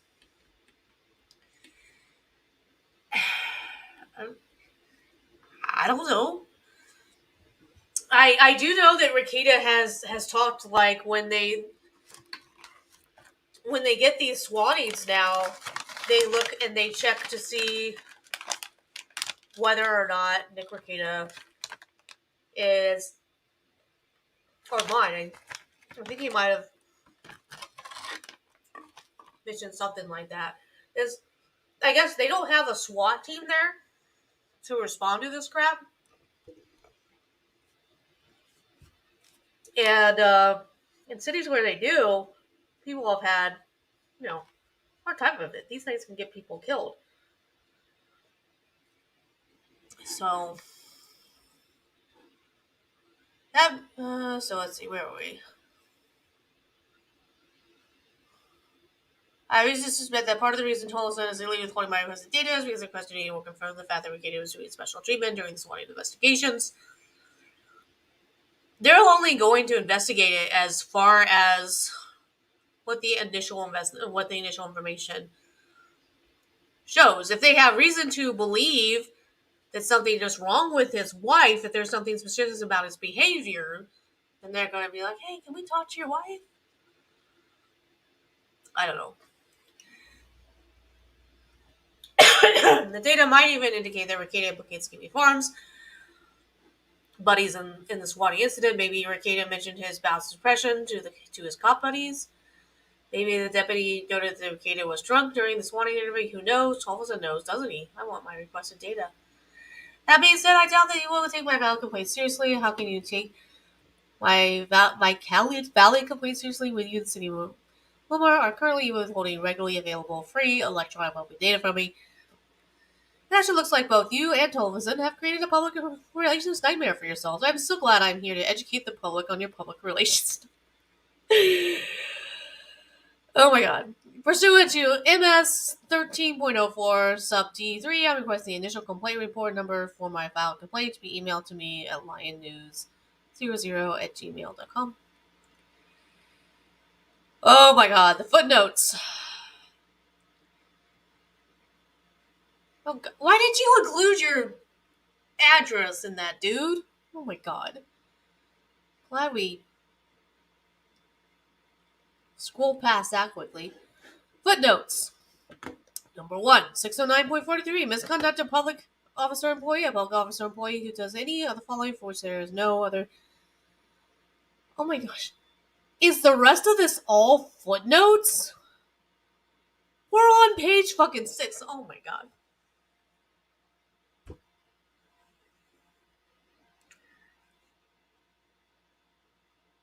Common sense superhero. All the 4 people that are. You gotta start sending me like $1 per page here, people. $1 per page. If you really want me reading this shit, I need to start demanding $1 per page. Is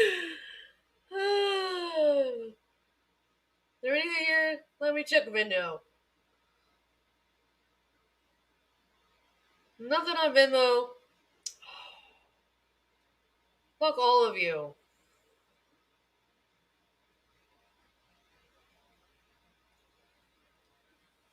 Ugh. He included the definition of celebrity? Are you fucking kidding?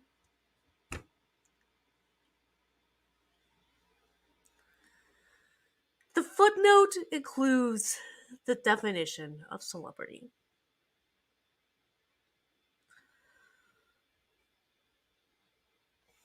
Oh my god.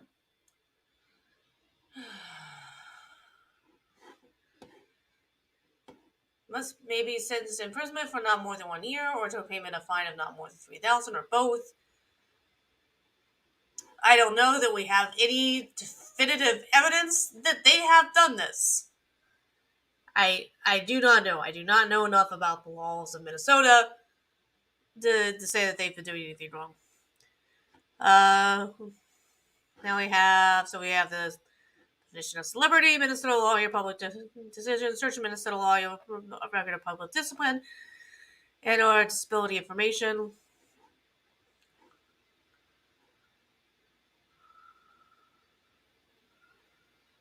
Okay.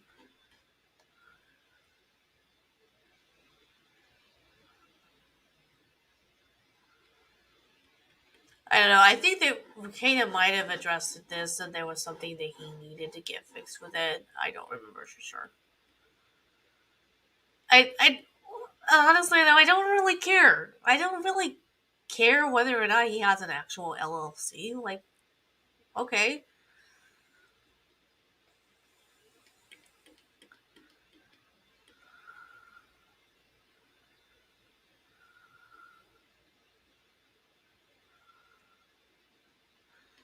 Oh, wait a minute. I thought that was the end of it. I guess that wasn't the end of it. Okay.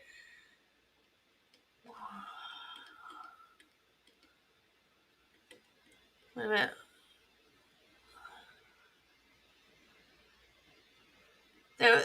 There was some of this that he seems to be restating. I'm confused. I'm so glad I'm here to educate the public on your public relations nightmare. And now it seems like we've jumped to a weird place that I'm confused by. Apparently, so history has probably that he's acting like a public relations investigator instead of a public servant. It seems like we've already read this. That being said, as soon as you would take my valid complaint seriously, how are you gonna take my... Oh, yeah, duh, we're at the wrong spot. We are professionals here.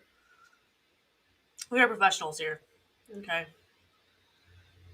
Public, so here we go. More information about his LLC. Number 7, our response time is neither prompt nor reasonable, although the department did not provide information about its data practice policies and procedures. And this is like this one. Those procedures ought to provide for a response within a matter of days, not weeks. Advisory Opinion 95-042, October 31st, 1995, Minnesota Department of Children, Families, and Learning, October 31st, 1995, Special Response Data Request, Statutory Construction.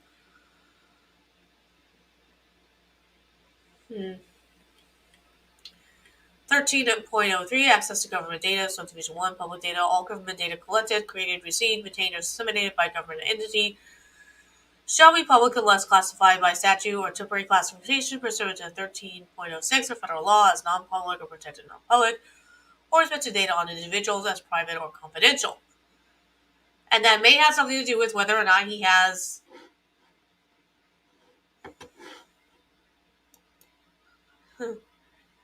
This guy is definitely not alright. I don't know. I think he's a pretty good writer.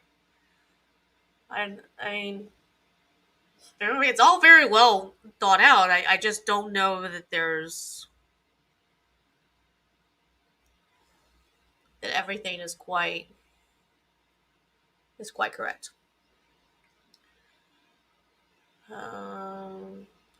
Because as I said here, as a non-public or protected non-public or respected data on individuals as private or confidential. There could be a reason that he would have to go to the police station to view that information he was wanting to view. I don't know for sure. Responsible authority in every government entity shall keep records containing government data, such as an arrangement and condition as to make them easily accessible and convenient use. Photographic, photostatic, microphotographic, or microfilm records shall be considered as accessible for convenient use, regardless of the size of records. That doesn't mean that they can't... No, that doesn't mean that they can't ask you to come in and view it. I don't know.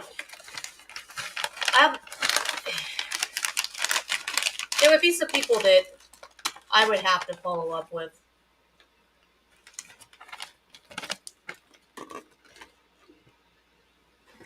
And ask for their side of it. And I don't know yet that I want to do that.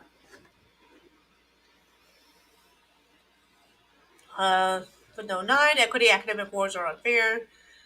Mean words are mean. That's good. It's handled. Oh, this is a...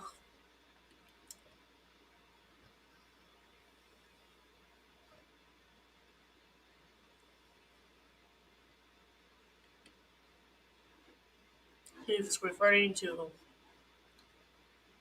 one of his live streams in that. Number 10, Illinois gun armor stopped by court and timer was BTFO. Directly BTFO'd in court by injunction citing to Bruin, the most recent Supreme Court ruling. Then we'll list garbage in. Prostitute. Why is he included? I remember him mentioning something about Rikita prostituting himself, but this means that he had to include the definition of prostitute. I realized today this is a weird thing, but I realized I did not eat. I have not eaten today at all, so my first meal will be on Locals after the show, but I was busy all day. Like, I'm normally busy. Our nanny called in sick, and so I was busy all day. Doing a bunch of shit that I don't really have to do. Yeah, I had to eat, so very weird. So yeah, Alex Radcliffe says, wait, I read that one. Dapper Wolf read that one. Mr. Bentham, how much Military special tequila, named prize. If you want me to do a shot of military special tequila, it's going to be $200 in one shot. This is not, yeah. So this is referencing when he was telling the people were gonna have to.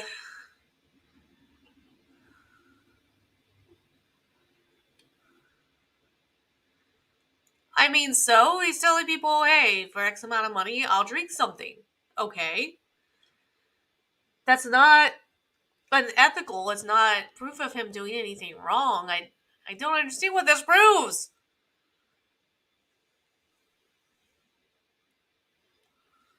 I think I may have seen this, and I just found it weird and funny and crazy that anyone would.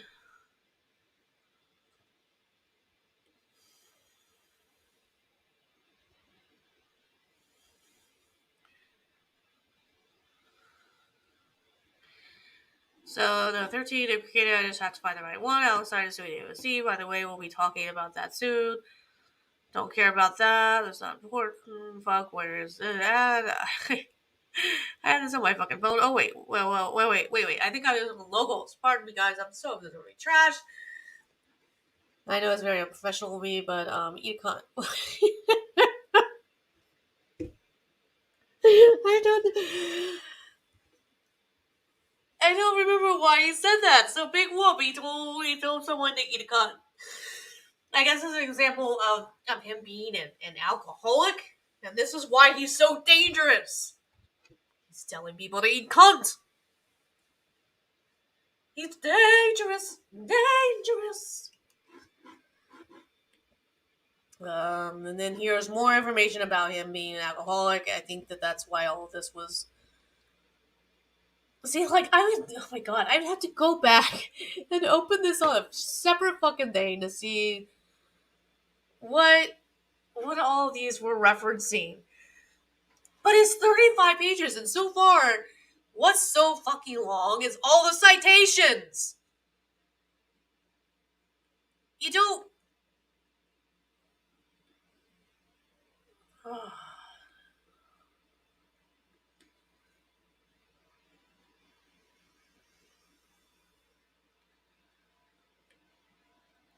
So, then what? He's admitting, I'm hammered.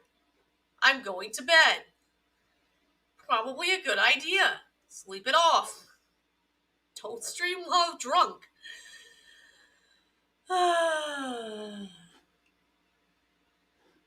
But seriously, like, I would have to have two separate things open here. And I don't think I do.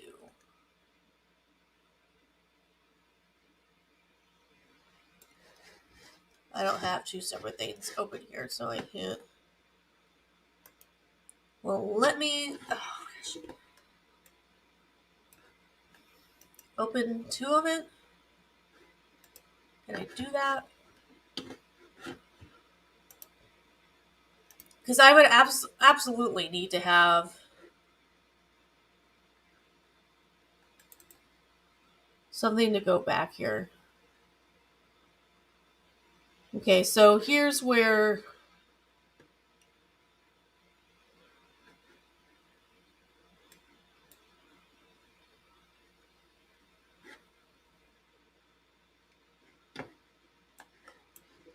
Okay. Wait a minute, I got it here.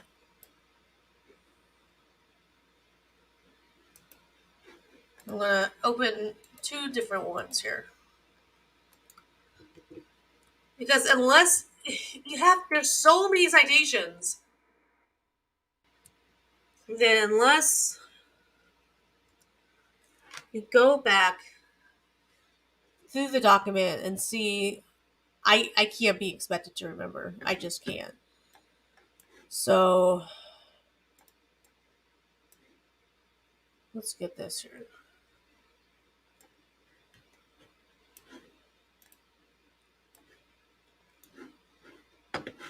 I'm going to stop sharing the screen here for a second.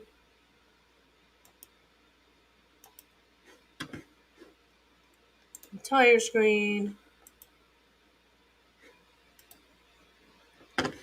All right, so I have this open twice here, and we're just gonna get through this the best that we can. Okay. All right, so we are still on. Somebody attorney began a self-described picture who will be seen driving his 2022 Ford Mustang Shelby while live streaming with no hands. That was citation 910.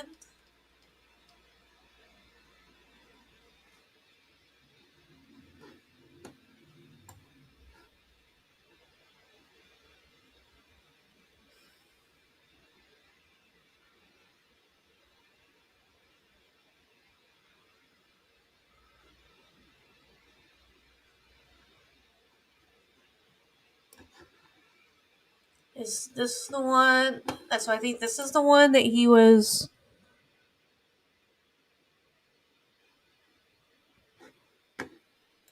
I guess these are examples of him driving.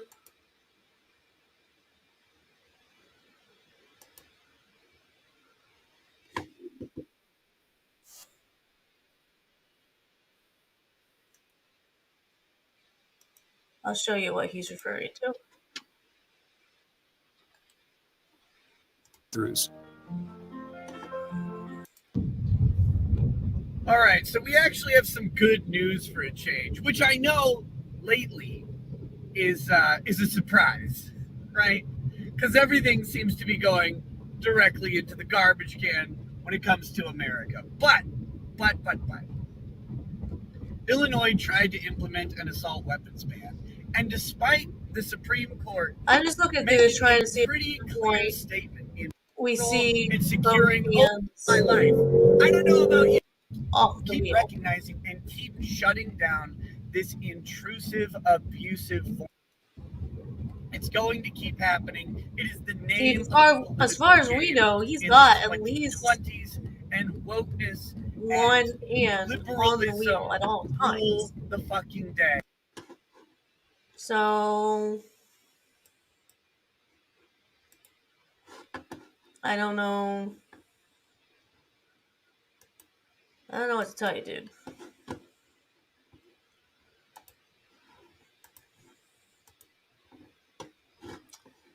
All right, so that's the example of what he was talking about there.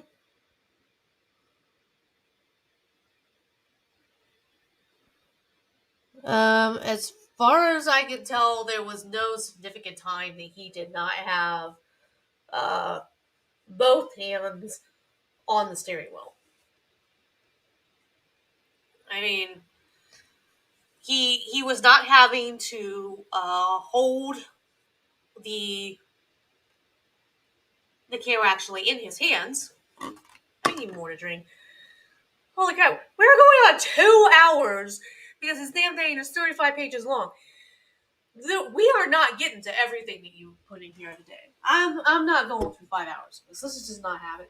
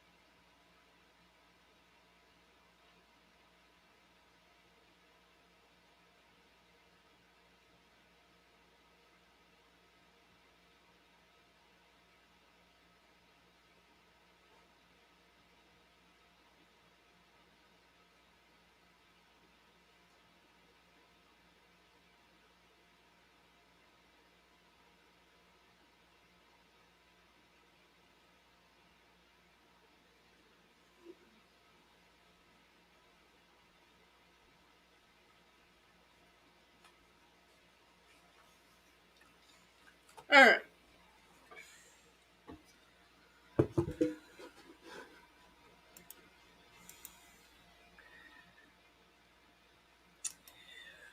Well, states have rules about distracted driving. Um, and whether or not he was actually doing anything reckless,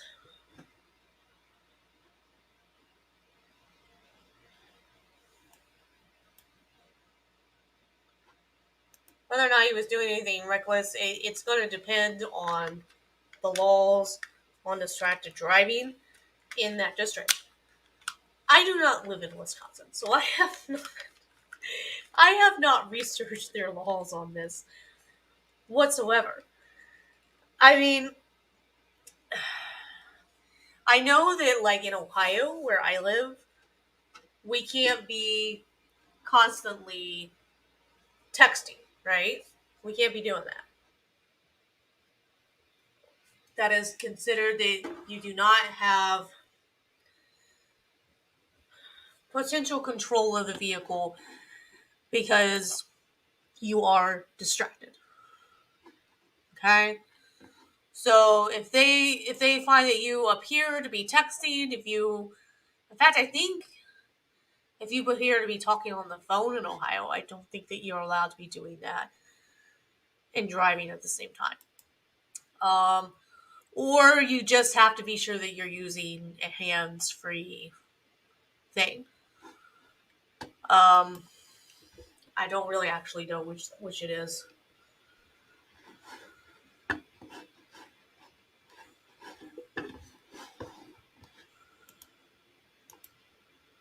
Ever watched Truck Driver Channel? They are obviously driving. As CDO holder myself, there is nothing I've seen that specifically mentions live streaming, as long as it is hands free. Yeah, and so you may be right about that. I am not an attorney. I am a shit poster. I just like to, read things and comments on things. And right now, I am having a shit ton of fun going through this.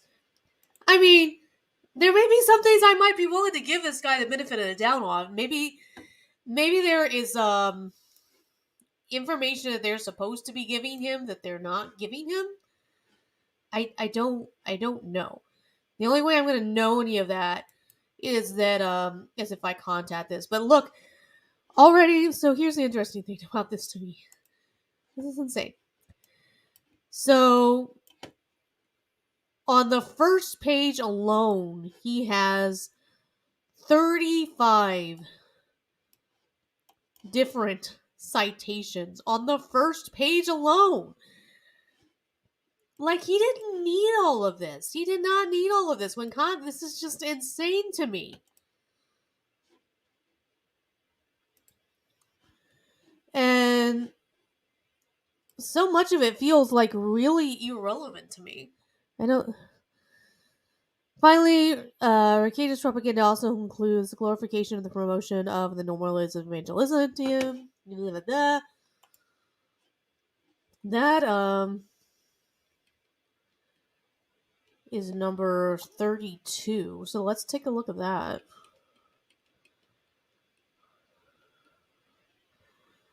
Oh my gosh. Let's skip around here a little bit because there's so much fucking shit here. It's insane.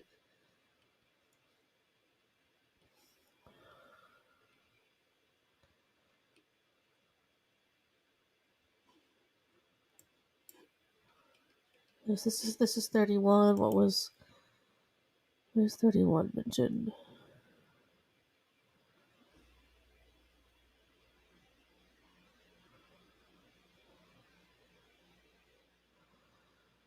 And last and not least, but a complete disregard for the facts and the truth. Number 31. So this one is from the creator.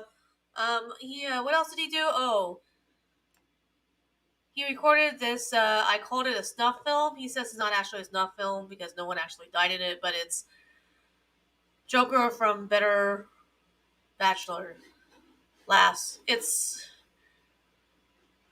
so the fun thing is that I've heard about this hearing, but I haven't actually, like I said, I haven't listened to it yet, so I don't know. Apparently, Montegrass lawyers spend much time complaining about me. Gestures with bilateral quotes, threatening to rape him. Oh my god. What I said was, if this goes discovery and beyond, I'm going to fuck your ass in court. In court being the operative word here. You're using figurative language. How does this? What does he think that this implicates him in? So what is this implicating him? And I don't understand. This was supposed to be evidence that he.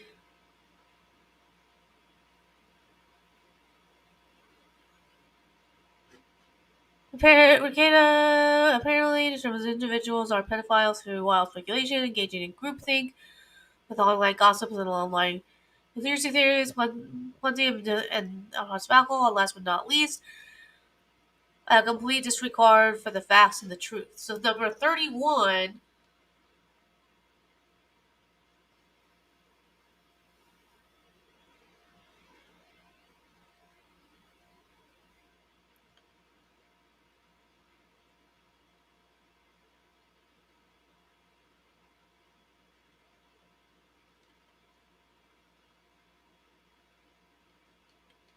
So he's saying that all of this is completely untrue.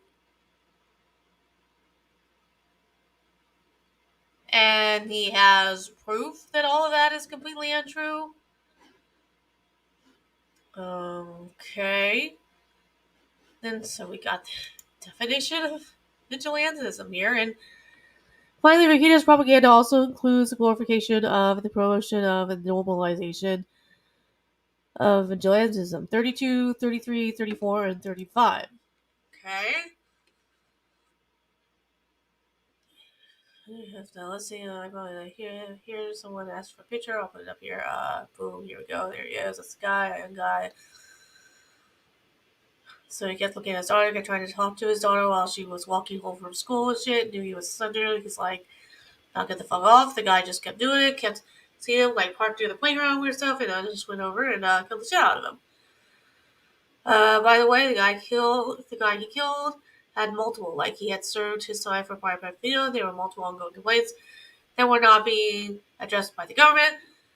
And I said this: if the government does not start addressing the child predator problem, communities will address child problem.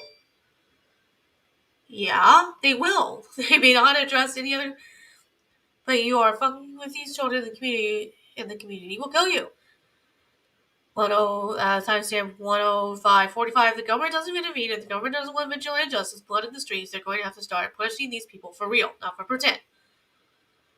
No sense for you. You're on the sex offender registry, but you get to live right next to a kindergarten. Please don't touch kids. She said they're going to have to stop them. They're going to have to stop them, or again, you're going to have to. We're getting to the stage.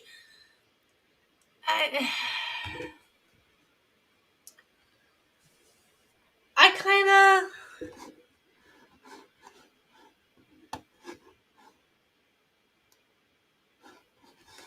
Oh, I'm sorry. I don't mean to miss your stuff here. Common sense. I spend hours and hours on the phone while driving. Nothing illegal. I have a headset. Okay. Same thing. Just chalky. I've been pulled over and put through level T. Not special while phone. Nothing illegal with a headset. You hang up out of courtesy with the trooper. Okay. Yeah, that would make sense. How long does it take this guy to describe all this? I wish I had this kind of free time. I don't know. So, this is just straight up his opinion. But, yeah, what he's saying is true. If people in the community do not feel that the child's sexual predator abuse problem is being appropriately handled, they will handle it themselves. They will take matters into their own hands. But he says, I think I remember watching this, and I said this: if the government does not start addressing the child predator problem, communities will address the child predator problem. They may not address any other criminal act, but you start fucking with children, the community will kill you. Well, yeah.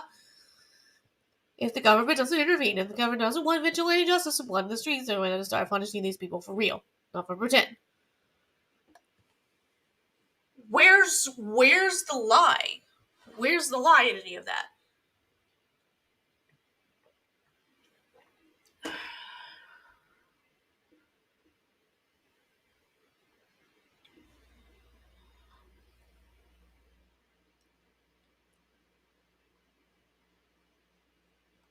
I mean, it's true. I don't particularly agree with vigilante justice, but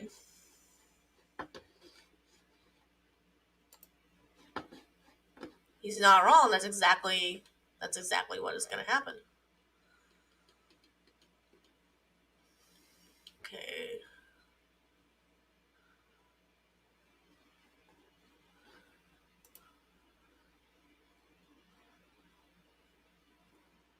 Finally, the creator's propaganda also includes the glorification of the promotion and the normal. Did I forget to mention their creator's legal advice to his online is to lie to the cops during traffic stops? You actually don't have to legally answer anything they say to you or tell them the truth at all.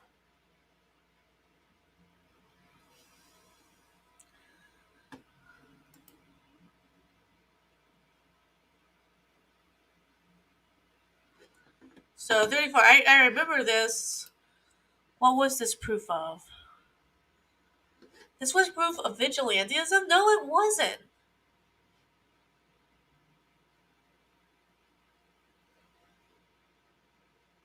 This was about this has nothing to do with vigilantism. This had to do with paid, hired hands. Gotta get this off screen. Showing up at this guy's door and demanding to be let in. Like, this had nothing to do.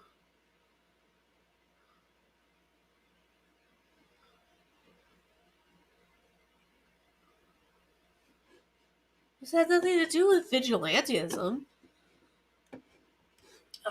You know, and if you live in Texas, you have this big kind of. There are states that you have this big kind of stand your ground law, which kind of gives you a little bit more free range in some instances, as I think, to use deadly force. Again, not a lawyer. You have questions about that, talk to a lawyer.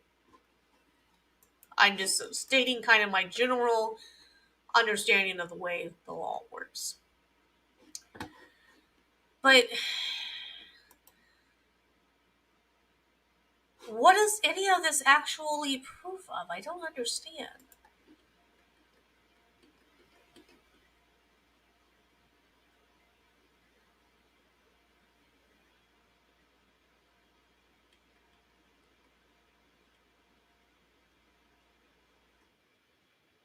And here he is talking about lying to the cops. So people kind of take this advice: don't talk to the cops really, really literally, and you should. I mean, if you really want to protect yourself from a ticket, not talking to the cops is the way you want to protect yourself. But what you're talking about is protecting yourself, right? You're talking about what is basically being candid, just asking for a little bit of mercy, and that's the way to do it. But on the other hand, I got pulled over by a really pissed off cop, and I was definitely speeding. The problem was I thought I was on a different road. I don't know.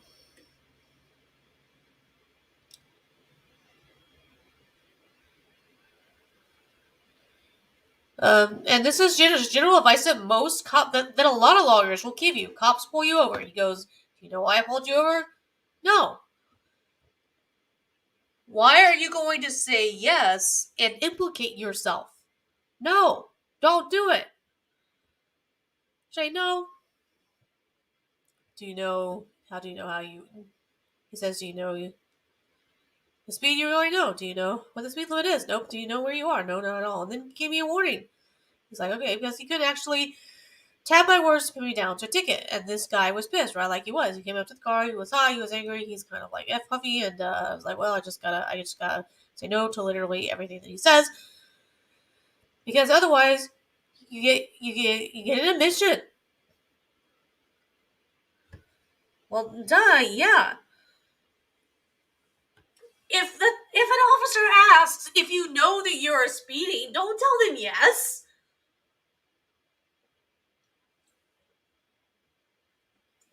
Because that will go into an official report that, well, he admitted that he was speeding.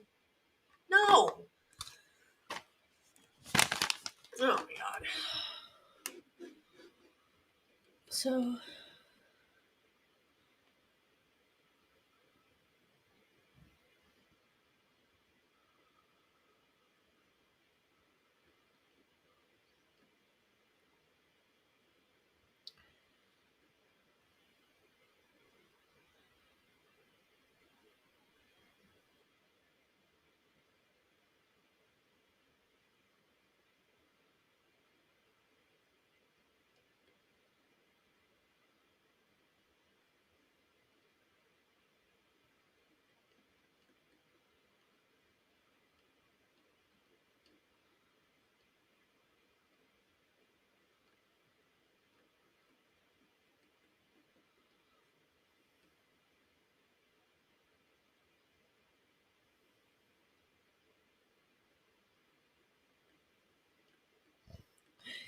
did you see the ad? No. Fuck you. Fuck you and your stupid fucking ads. I don't see your fucking ads. No man just government advertising. Do you?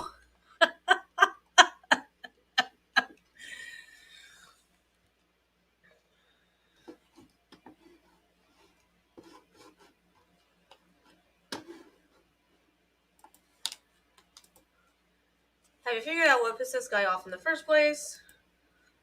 Try to understand even giving this guy the benefit of the doubt, but this just sounds like the rambling of a crazy person. The average, everyday person would read this and be confused. Yeah, some of it I'm totes confused about as well. As far as I can tell, he seems to be connected to Monograph in some way, who is currently suing Nick Rekieta for calling him a child molester. Um, so yeah. And so this was still him going on about flying the cops during a traffic stop. But yeah, this is what any lawyer will tell him. And they ask you, where are you going? Do not tell them. It's not really. You could have been coming back from taking your dog to the vet, dropping your dog off at the murders. What does that have to do with them pulling you over for speeding? Nothing. You just say, oh, well, I'm just out for a drive. They don't, it's none of their business if you're coming back from the groves. You're not obligated to tell them that. And when they ask you, did you know you were speeding? Oh, no, I didn't. You haven't seen the you haven't seen all these billboards we have? What billboards? I don't pay attention to billboards. You're not supposed to be paying attention to billboards. You're supposed to be paying attention to the fucking road. You're pulling me over for distracted driving because I was driving a phone number, and you're wanting to know whether or not I was paying attention to your fucking billboards.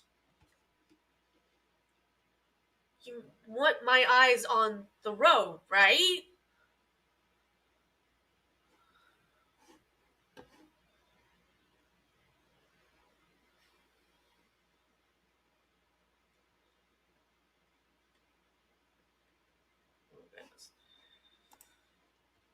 So, I don't think that we're going to go through all of this because some of this is just freaking ridiculous. I want to get to these data requests because I think that he did send me a separate email, but it's kind of looking like he has them attached here, which is what makes this so freaking long.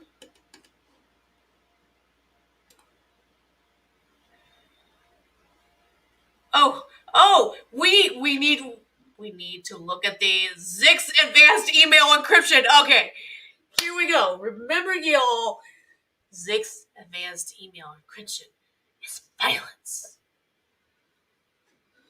Yep, violence. It's violence, violence, I know.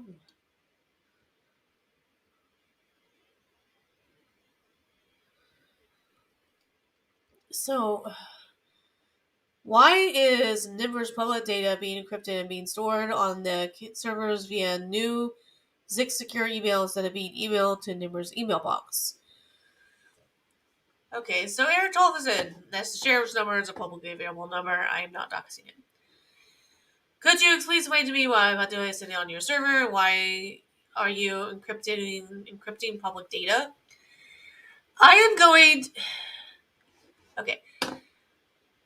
I'm going to make a speculation here. And I'm going to just speculate that they have a standard encryption that they have to use because this is a government entity. That this is not doing anything that prevents anyone from still having access to information. It's just that it's coming off a government server. It has to be encrypted. It has to be protected. And instead of just, selecting which ones get encrypted, everything's just encrypted. They have to make sure that their system cannot be hacked. That's what makes sense to me. But I'm not an IT professional, so I could just be completely spitballing here. But remember, y'all, it's violence to encrypt your emails. They're trying to incite him. Could you please explain to me why my public data is sitting on your server? And why you are encrypting public... Because they encrypt servers. Why was... I don't understand. Why was the Chief Deputy Ballman able to send me the entire and complete KCSO policy manual to my email box, and your Carol Coleman can't send me public data to my email box? Where is my public data that I requested going to be entering my email box? P.S. Your Carol Coleman wouldn't be trying to provoke an incident with me, would she? Oh my god. News secured email message from Carol.Coleman at kcn.us. Open message to view the secure message. Click open message. Secure message expires on May 23rd. Do not reply to this notification. This message was auto-generated by the security system. To reply to the sender, click open message. If clicking open message does not work, copy and paste the link into your net browser address. Want to send and receive your secure message transparently? Click here to learn more. Want to send and receive your messages transparently? Oh, look, you have the option to do that, dumbass. Apparently, you can have whatever you're sending not be encrypted. Isn't that what it's saying? Isn't that it saying that that's the way it works? Oh my gosh.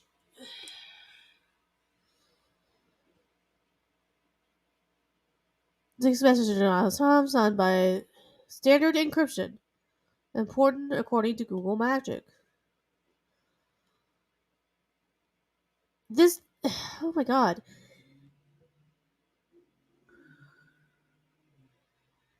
There is nothing illegal about any of this email encryption that they're doing. I don't understand. This makes no sense.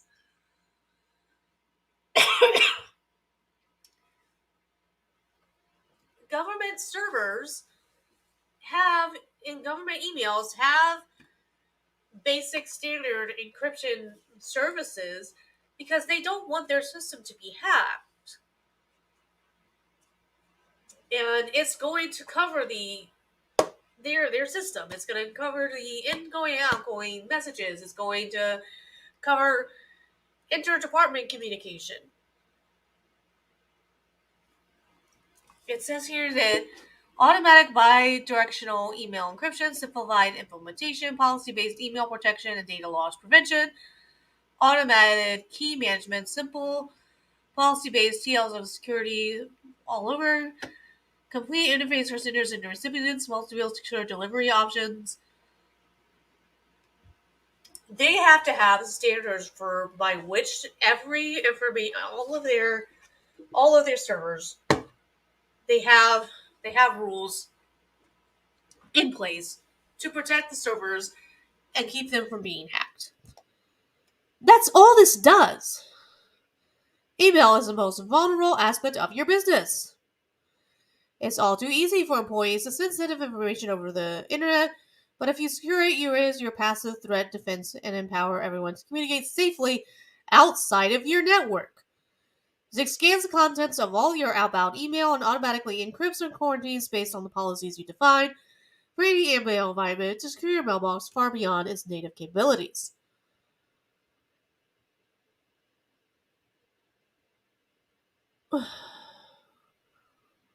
What is the problem with it being encrypted? I don't understand. I'm so confused.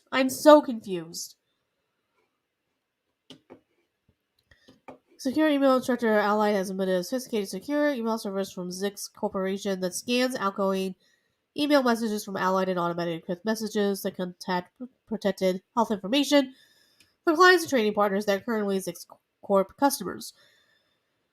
Be required to access Allied's secure email web portal to retrieve encrypted messages. Access to the secure email web portal is facilitated through a link in the email notification message. An example of secure email notification is shown below. No peace officers shall ridicule, mock, deride, taunt, belittle, willfully embarrass, humiliate, or shame any person to do anything unreasonably calculated to incite a person to violence. How are they trying to incite you to violence? They just have their emails are just automatically encrypted.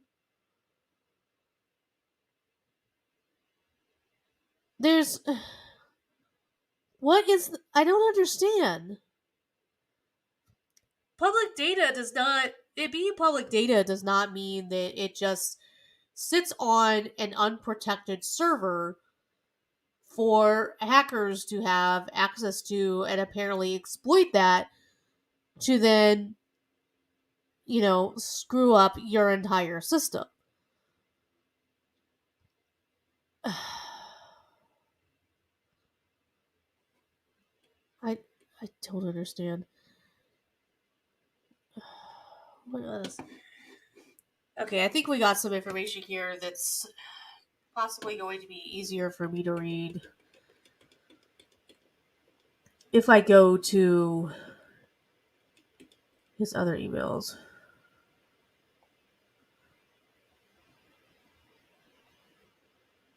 Please email file show me. When he sent you that link to the encrypted email, she was file sharing it with you.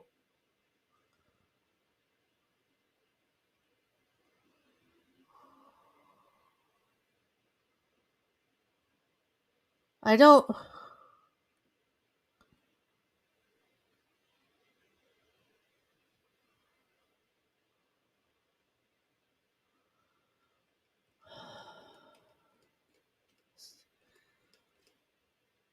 I'm sorry, but this is insane to me.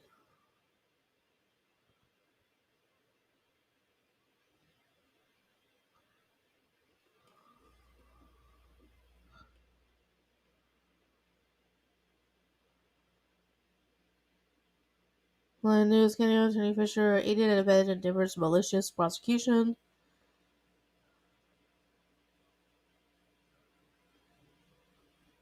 Well, let's see what this is. Oh! Do we have Lion News? We have his actual OMG. Okay, we've got to share this.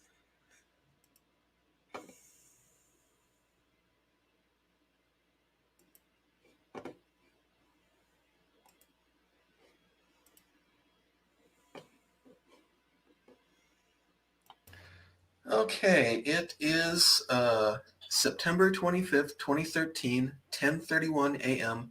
Calling Jenna Carrude Fisher, Candioi County Attorney. He's pulling a. Oh my God, he's pulling a. Thank you for calling the Candioi County Attorney's Office. This is what If Steve you know Press the does. She extension of your party, randomly. you may dial it at any time. Or you may press 9 to access a dial by first name directory. To reach the Restorative Justice Programs, which includes the Diversion Service and the Victim Services Coordinator, please press 1. You may leave a message at this extension by pressing 8, and it will be forwarded to the appropriate person. I want to absolutely show you can hear this. Hold on a second.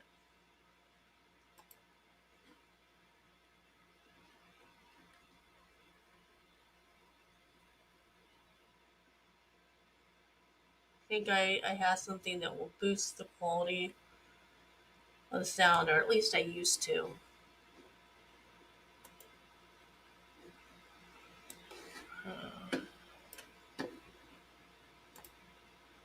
So this is his claim about malicious prosecution.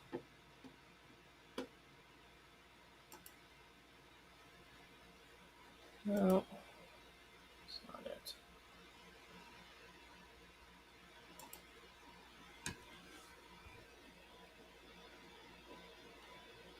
Okay, there we go. Volume booster. If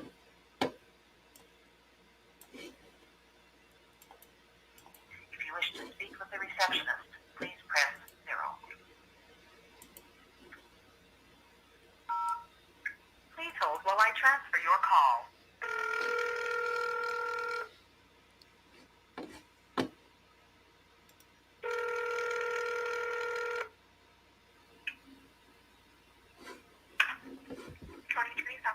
Hi, how are you doing today?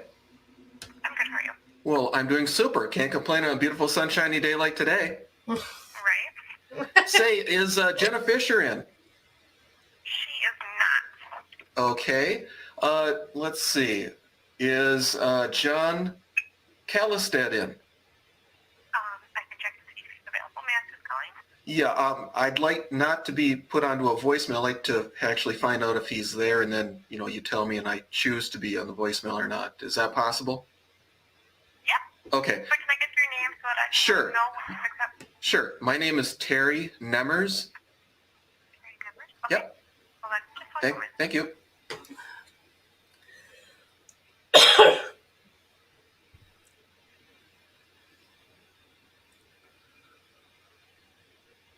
So we got. John Callis here. Can I help you? Yeah, this is Terry Nemmers. How you doing today?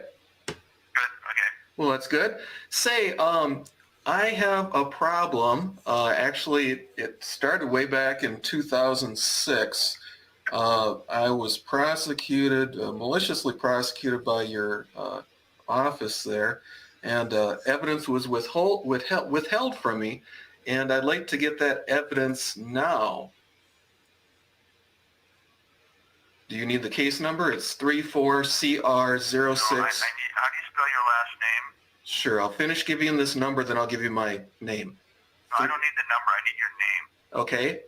Nemmers, N as in Nancy, E, M as in Mary, M as in Mary, E-R-S. Okay. What kind of a case was it? It is case number 34CR. CR 2054? Yeah. Yeah. But it was what kind of a case was it? What kind of offense was it? I can barely hear you. Oh, what kind of an offense was this? A kind of defense? Offense, dude. Offense. What was the charge against you? Well, it was, I think if you know what the number is, you should be able to see it is. It's a trumped up aggravated... Probably should, but I'm trying to work it up here right now, okay? Right. It's a trumped up aggravated forgery.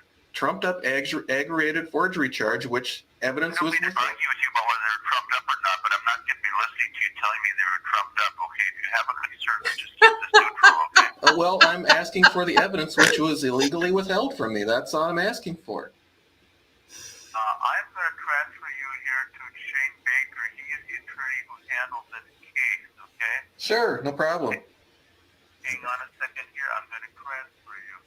He's probably gonna get a voicemail. I can barely hear you again. Oh, yeah, I'm pulled away. Okay, hang on.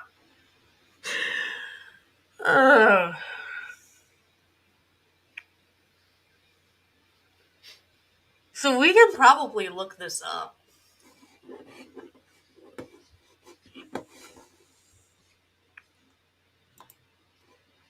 I'm gonna Google this guy. Terry numbers. 'Cause I'm assuming. Shane Baker speaking. Yeah, this is Terry Numbers. How you doing today? I'm doing fine. Well, that's good. Say, I'm calling up to ask for all the evidence that was illegally withheld from me in my that case 34CR062054. Well, no evidence was illegally withheld from you. Well, of course it was, because I didn't get any dash cam video, didn't get any squad audio, didn't get any mobile data terminal traffic, didn't get any dispatch traffic, didn't get any personal audio recorders. And then when your probation officer, Bob Tepfer, conspired to break into my home without a warrant, well, I never got a signed warrant for July 20th, 2007. I didn't get any squad audio from that, didn't get personal recording things or personal audio. Because you have all those gadgets. In fact, I just saw in the newspaper, you just recently installed Archangel software into both Canada County Sheriff's Office and Wilmer Police Department, vehicles. So you have all that electronic, equipment. You just illegally withheld it from me. And then, of course, I have Jenna Baker's own written paperwork saying it was a trumped up charge on top of it. And you yourself said you refused to pick up the charges when I arrested Spilseth during the trial.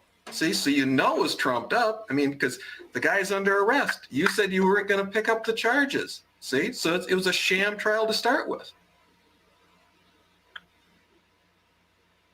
You still there? No, I'm still here. Okay, you're on a speakerphone now. No, I am. Yeah, because you're really loud. So Well, you said you couldn't hear him. Okay. Okay, so that's the thing. I want my evidence. Well, the trial has already been completed, and Yeah, and the crimes have already, and you've already committed all the crimes too. So what's the point? I still want the evidence. Perjury, breaking and entering, kidnapping, all sorts of things. Obstruction of justice, you name it. You did it, right? no, I did not do that, and the hearing has been completed.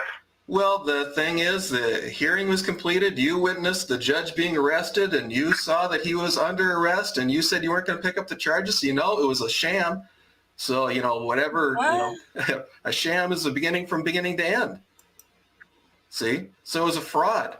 Just like the phony paperwork that, the worthless paperwork that your officer, your probation officer showed up with in my house right before he broke into my home. See? Because there never was a warrant. And then you got Timmy the Perjurer Riley to say that there was a warrant when there was no warrant. So that's all a matter of the public record. See, so if you're, involved in criminal activity, I know you're illegally withholding my data. And I know I didn't get any of that, what I just read off. So where's my data? Well, you can make any request in writing. Well, I'm giving you a legal request right now because you're recording this and I'm recording this, and I'm going to put it up on YouTube so you can watch it at, your heart's desire, because there's no law that says I have to put it in writing. In fact, by law, you're supposed to give it to me because it's a due process violation if you don't give it to me. See? I can read it to you right out of prosecution principles where it says that. Doesn't matter whether it's an honest mistake or a malicious intentional act. See? It's a due process violation no matter what. See? So We're not recording at this end, and you can make your request in writing. what? Thanks for hanging up on me.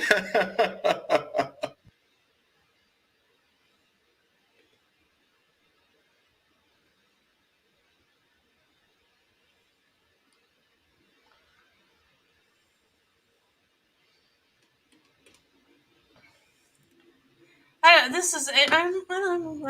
don't know. I'm not gonna lie to you. I'm intrigued. I'm intrigued about this. I'm intrigued about whether or not there may have been something going on here. I am intrigued.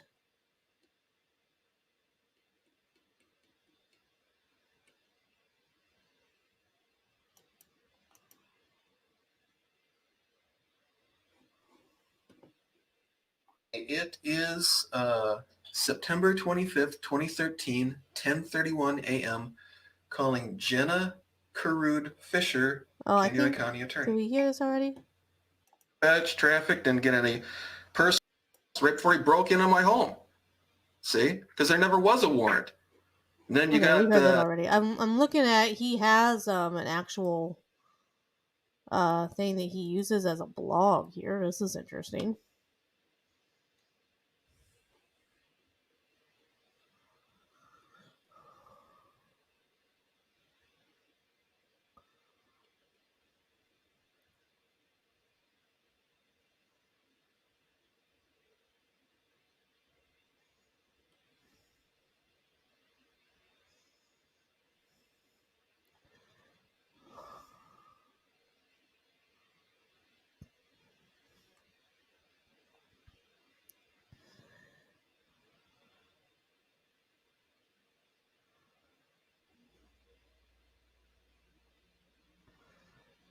Thrust upon me by the criminal judge, John's brother. Wasn't she thrust?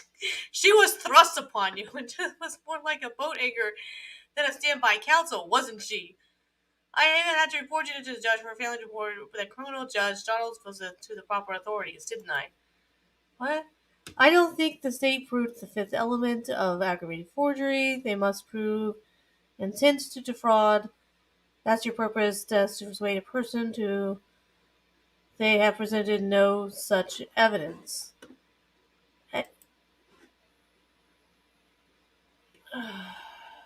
I made sure that Jenna's dirty deeds were part of the public record, didn't I? Do you have to make any motion to jury for a judgment of acquittal? Plain basis as my subs note, there is a good chance the court would throw that count out. I don't understand what this is proof of. I'm so confused. When Jenna made that leap from Crooked County Attorney to Crooked County Judge, I made sure that I contacted the proper authorities, didn't I? Dun dun dun dun. This is just wild. All right, let's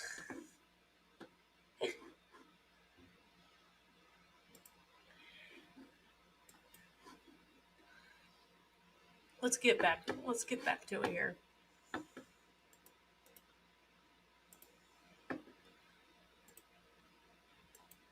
I want to find out more about these things that he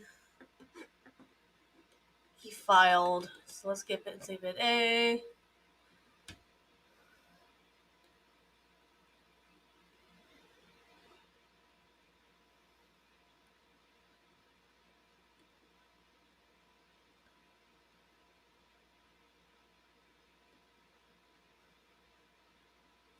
So this is a very long email that he sent them.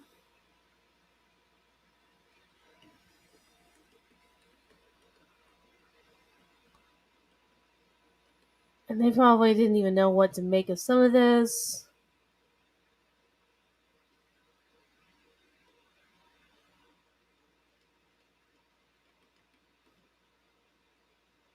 Please advise me the readily available requested for service data was counter-rated dispatch reports for incident involving Nicholas Cicada. Threats of Monty coming to home over Cicada.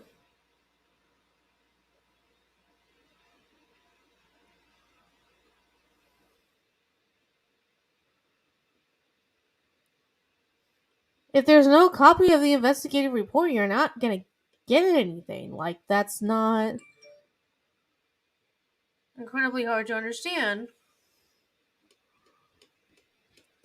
So these are just copies of the emails that he originally sent them, wanting copies of the information.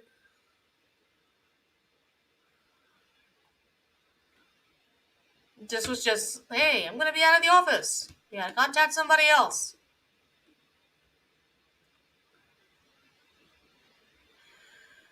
Mr. Members, I have reached the PDF of our current policy manual. The data you requested made through our records department is being processed.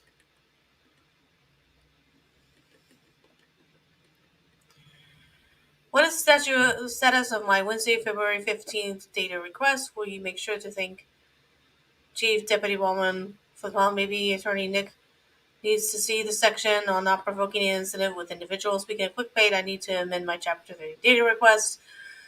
Please email my flash immediately the following free electro. Before I forget, I really suspect that we forced to report Judicial Officer Jennifer. You arrested your guilty Fisher to the Minnesota Board of Judicial Service for refusing to provide me with a telephone number for the 2/28 scheduling conference for case and receipt request. For my own personal reason, I know just how corrupt the Yogi codes are, don't I? See, the funny thing to me is that Steve Quest, his thing is not saying, don't I? Steve Quest's thing is always saying, see how that works? See how that works? His thing is being like, don't I? Don't you? What is going on?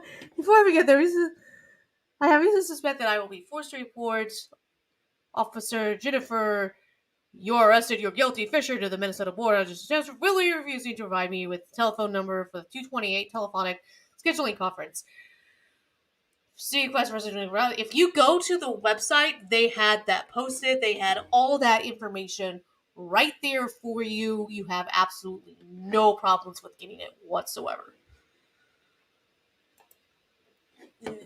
Like, this was a complete non-issue. I'm just checking to see how many people we have.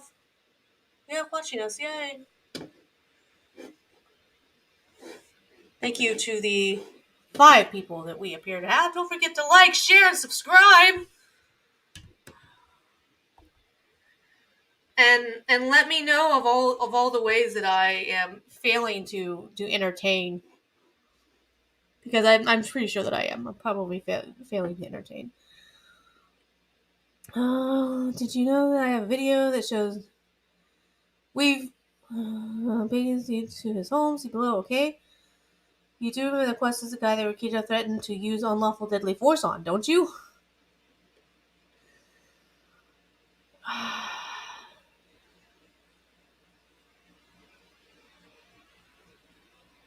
Um, here's the whole thing where he's talking about that time that Dick Masterson was swatted.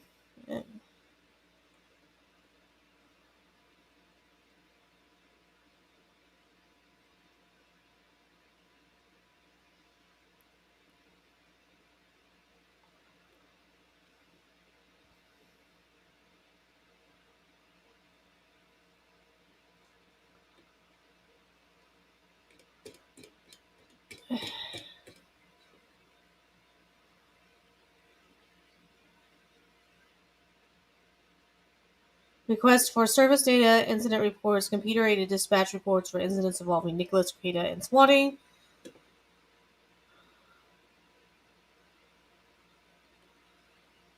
But see, then he goes on and on about this shit that has nothing to do with his original request, and that's confusing to me.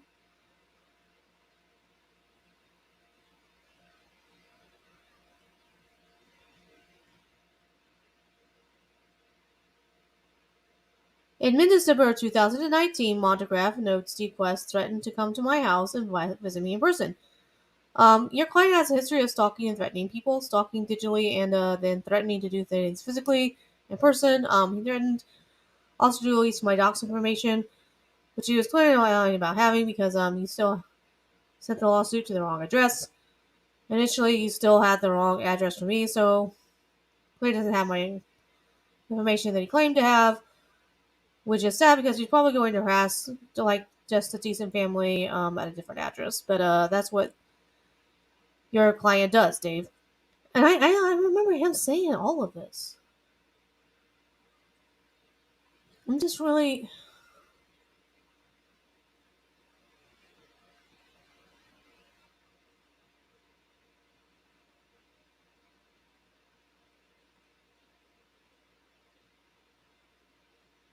He's just talking about how terrible. Oh, gosh.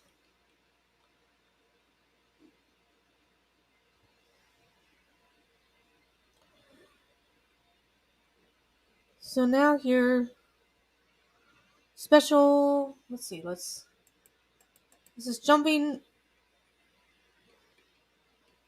It's jumping around. Special weapons and tactics units wall 2018 report. The following report is summary of the 2018 activity, specialized tactical unit or licensed deputies.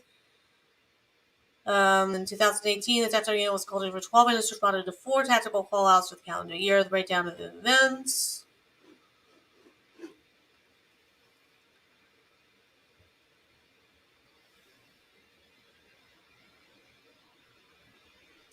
What does this have to do?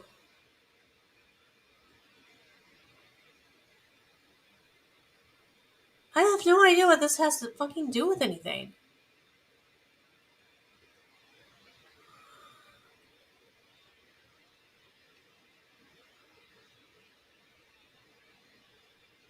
I don't understand.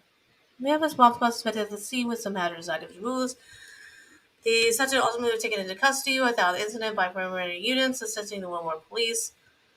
This occurred April 29th, 2018. Subject believed to be armed for social media posting. Subject known to have large pit bulls at residence. Exterior door was open using entry tools. Interior also breached.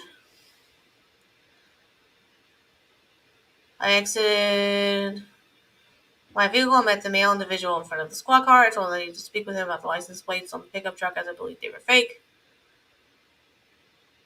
The man in turn replied to me that he would only speak with the judge. I asked him if he had his ID or driver's license on him. He said he did not. I asked him what he was, and he told me he would only speak to a judge.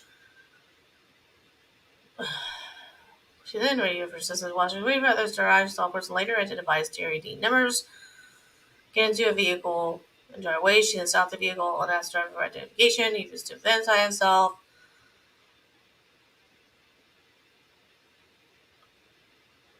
When any person arrested for any violation of law and ordinance related to the operation or registration of a vehicle punishable as misdemeanor, gross misdemeanor, felony, the arrested person shall be taken into custody, immediately taken before a judge within the county.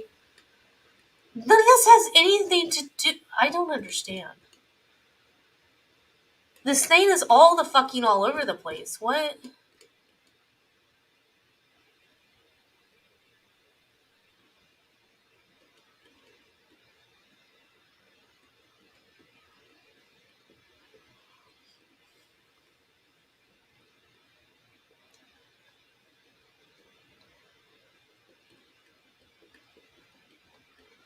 Okay, what is Exhibit F? To identify court security of apparent threats of unlawful disbeliefs of foreign. To view the secure message, click on open message. This. I don't. Want to send and receive your secure messages transparently? Click here to learn more. So that tells me that you have the option of not. You want the information, just click on the damn thing. I don't understand what the issue is.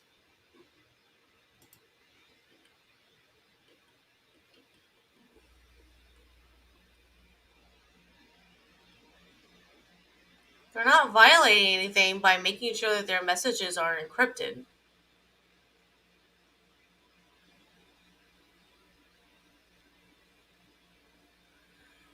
Attached to the incidences for Ricada, we have nothing on Steve Quest, aka Montograph, aka Monty, regarding your court security reference requests for data coming to them. No notifications were located. Any requests for data coming from Judge Fisher would go through the judge or the district court. Thank you. Okay.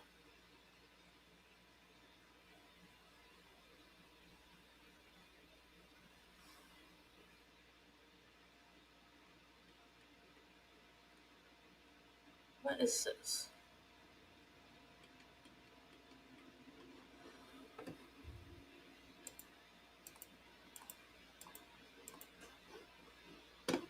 Why is this done in a way that I can't read it as easily as I would like?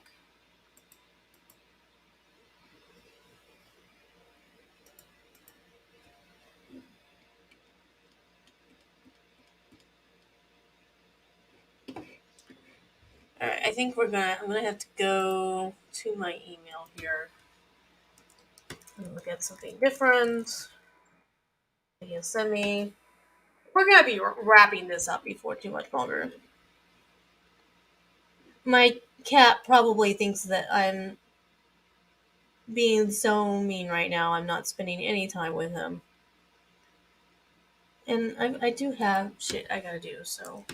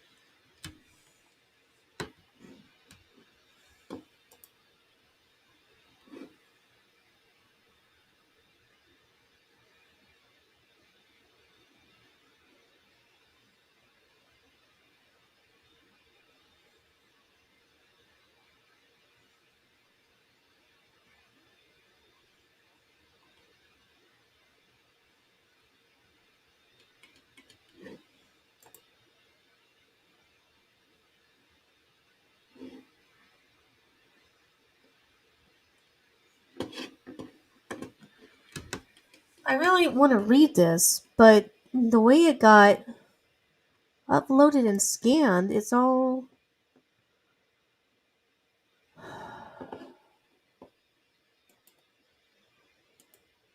Oh, wait, there we go. Okay.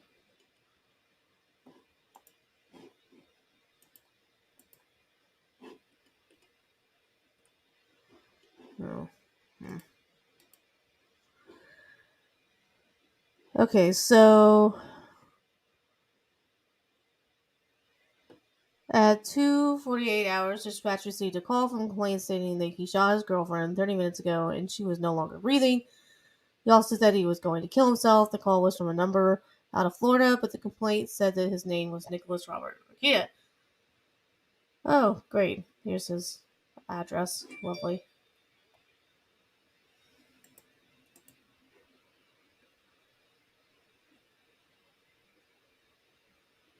Nick is a well-known YouTuber and has a channel about officer-involved shootings and various hot topics. He's an attorney as well. Nick was not the prank caller. Dispatch created the ICR with the heading shots fired. I contacted his mother-in-law and ended up speaking with Nick on the phone and eventually at his home. Nick said that this may happen again in the future. Just an FYI for all cases we have of these swatting calls in the future.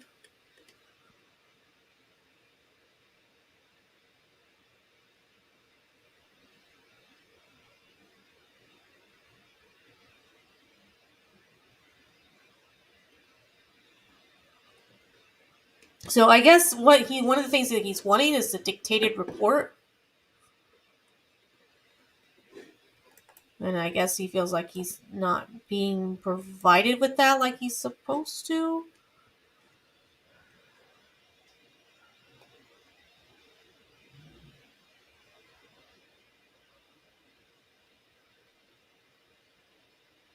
We also get a large law enforcement response.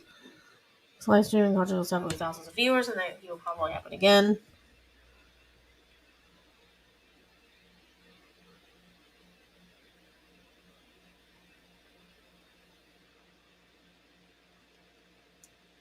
There's body cam video? That's interesting. I'm kind of like... That would be interesting to see that, I gotta admit. Well, notifies the caller, state his name. We were notified the creator's benefit of swatting, which is defined as swatted, and as in he supposedly shot and killed his girlfriend.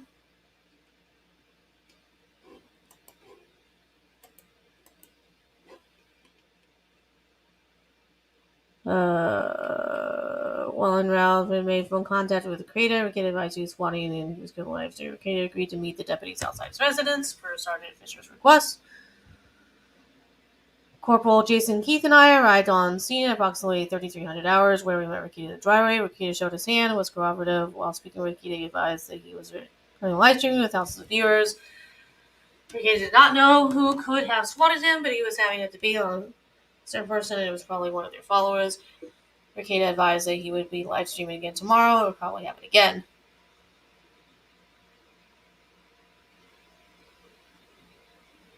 At approximately 53 hours, Dispatch received a call from Central Point Energy stating that a caller stated that he could hardly breathe, is lethargic, and could smell gas. This is the address we were previously at. I checked Rikita's live stream and YouTube, and all appeared well.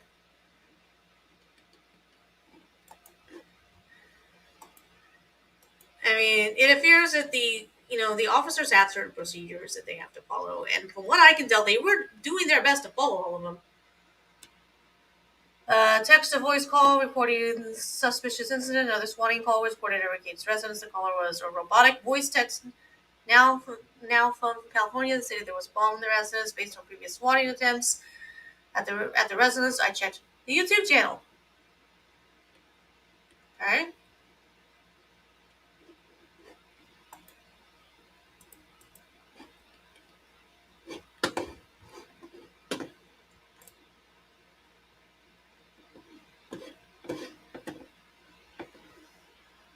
He was currently live streaming, discussing topics related to swatting. There's a weekend that we received a swatting call, but we're currently watching his live stream. It would be fine. Just phone the live stream laughed and thanked us. I also testified that the complaint was that there was a bomb in his house, and I asked if he would like to respond if there was any concern. Rikita texted, "No concerns, thank you." I mean,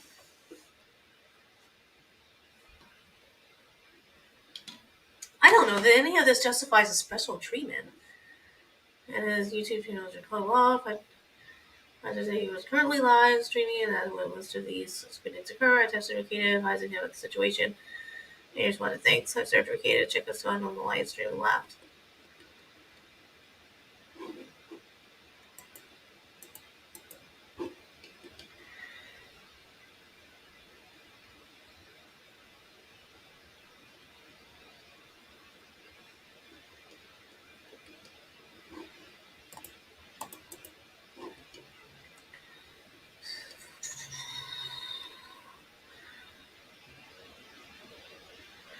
I wanted it on file that the video posted on YouTube on the day complained by Reclay Law. The information was third hand and made reference to Snyder regarding firearms. And how Rikita Law made reference about using other people to do his business or dirty work for him. Snyder advised this timestamp area where the specific comment was made. He sent it to me via email, allowing the deputy to copy the video and place it in a case file. This has yet to be sent to the deputy. Snyder could not believe this, but was not personally afraid. Could not speak for coworkers or family, though. It should be noted that Snyder is representing client suing Rikita Law Firm.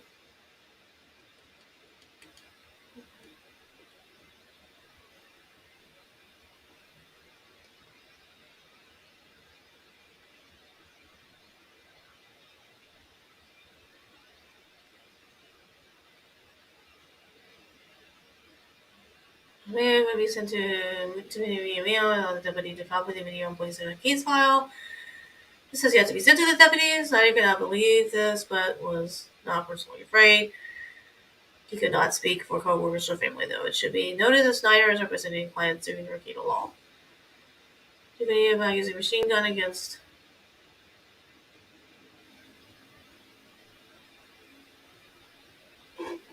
and I'm needing.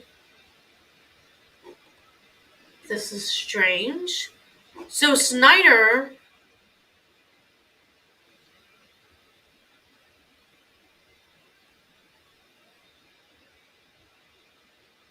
I don't remember this one. I don't remember anything about threatening him with a machine gun.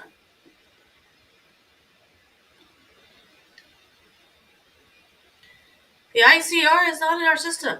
Our system has 8-digit sequences.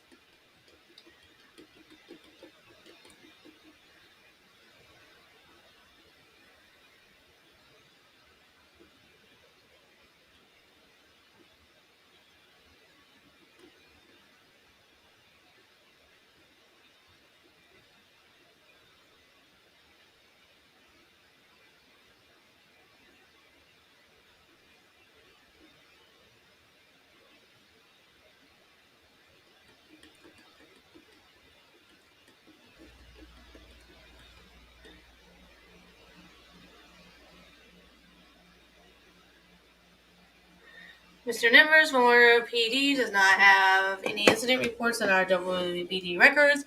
Since the corresponding case numbers or name we provided. But it's not there. It's not there. I mean, what does he want to do?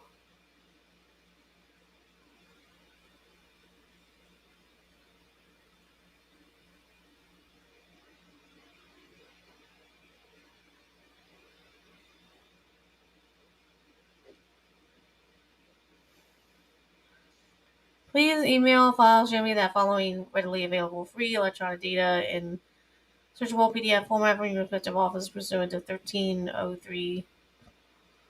Full name, rank, and gross salary of 3310D, and that's referenced in ICR pursuant to. I said email to the department regarding the incident and also dictated a report to the case file. Did you or someone you know call the dispatcher report as a unlawful deadly use of force against Steve West? Full name, rank, and gross salary. I don't know what the. This is so weird to me.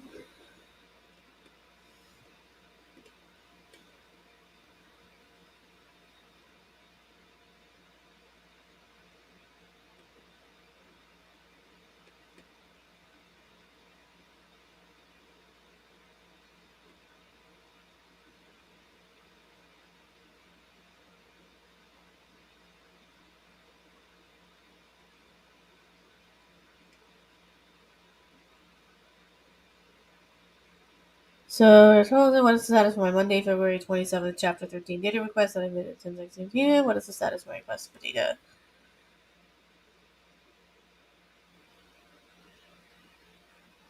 Did I forget to mention that I got Chief McFarland into all sorts of trouble for his willful refusal to comply with the Ohio Open Records Law? What is this?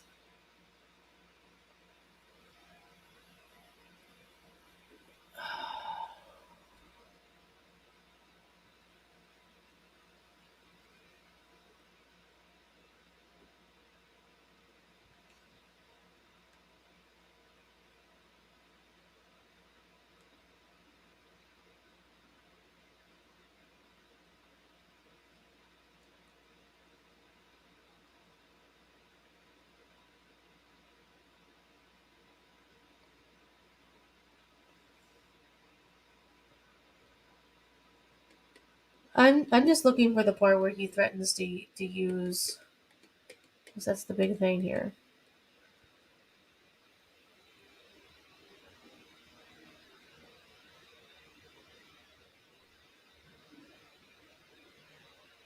What is the status of my Monday, February 27th, Chapter 13 data request that I did at 10:16 a.m.? And what is the status of my request for data related to ICR or something? I sent an email tomorrow regarding the incident and also dictated a report to the case file.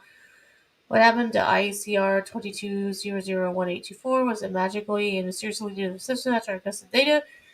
Is it a matter of public record that county dispatch generate? Is it an unknown discretion material? Not responding is a big no, isn't it? He likes that word, isn't it? Isn't it? Did I forget to mention I got Chief McCall? What? I have no idea. Do you remember that both Nicholas Arcade and Steve West were both white knighting for Florida celebrity attorney Kim, the perjurer Picasso? Did you know that I report one of the perjurer Picasso's gangster talkers to the Marines to Martin's Ferry, Ohio police on February 10, 20. Can you believe that? That the perjurer Picasso's gangster Algiers smear campaign made a late-night harassing phone call to me? She did, didn't she?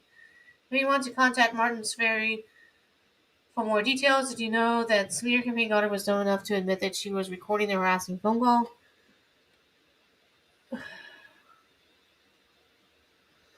I don't understand. So when my data is hitting my email 5 minutes from never, inquiry minds want to know, don't they?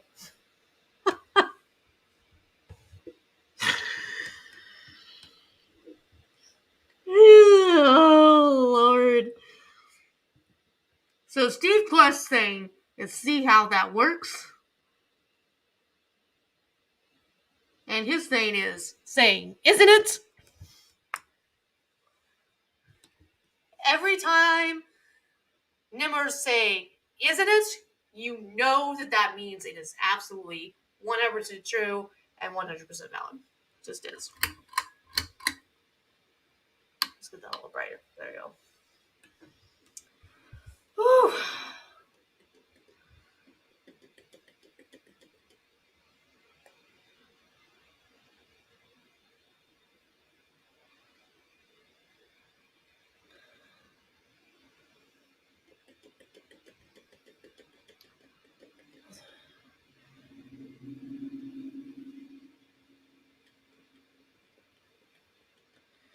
So I do wonder why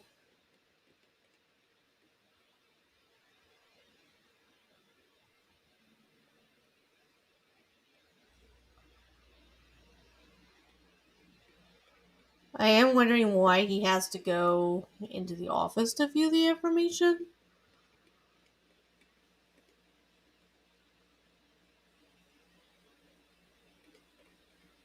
I don't quite know why he keeps getting told that. I'm a little confused about that.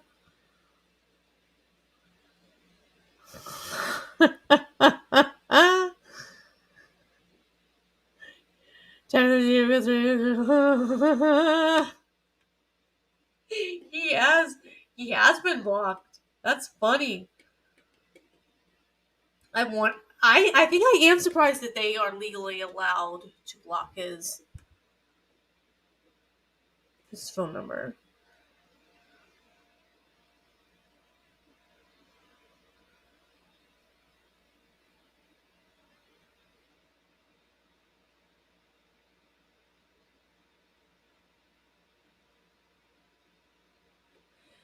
Please email the telephone number for the telephone scheduling conference that will be held on February 28th.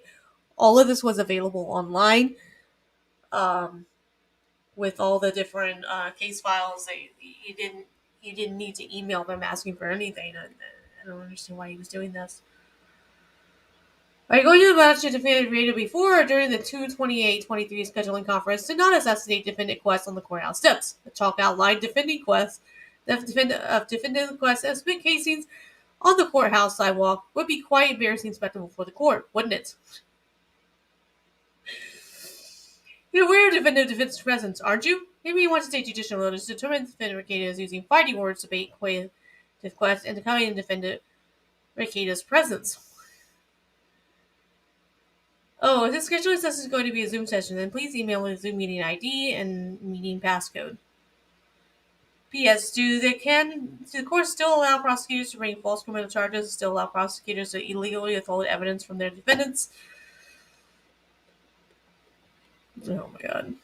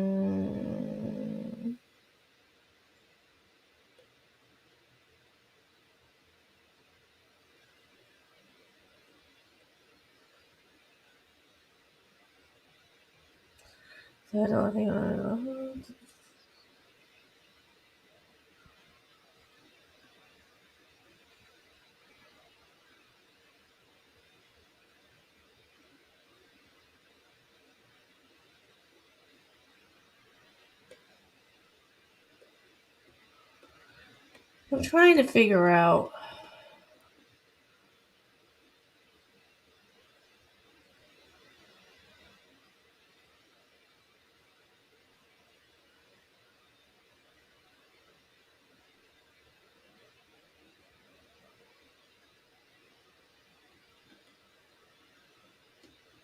Please email the phone number for the telephone scheduling conference that will be held February 28th.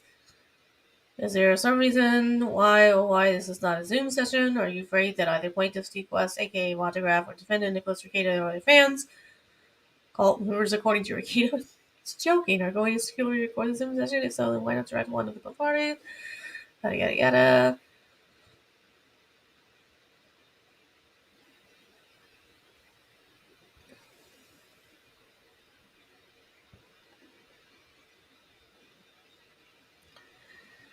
Oh goodness. Alright. Guys, this has been insane. This has been fun.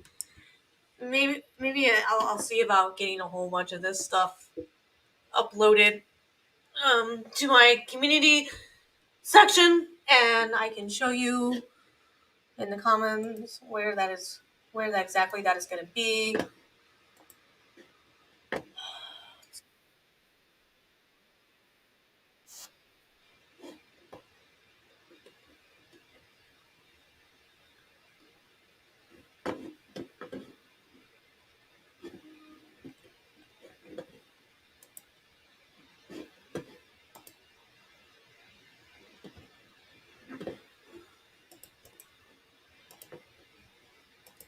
You'll be able to find the appropriated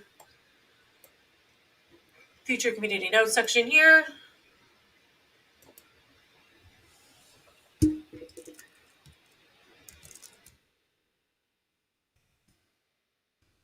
Links to numbers PDFs will be posted here.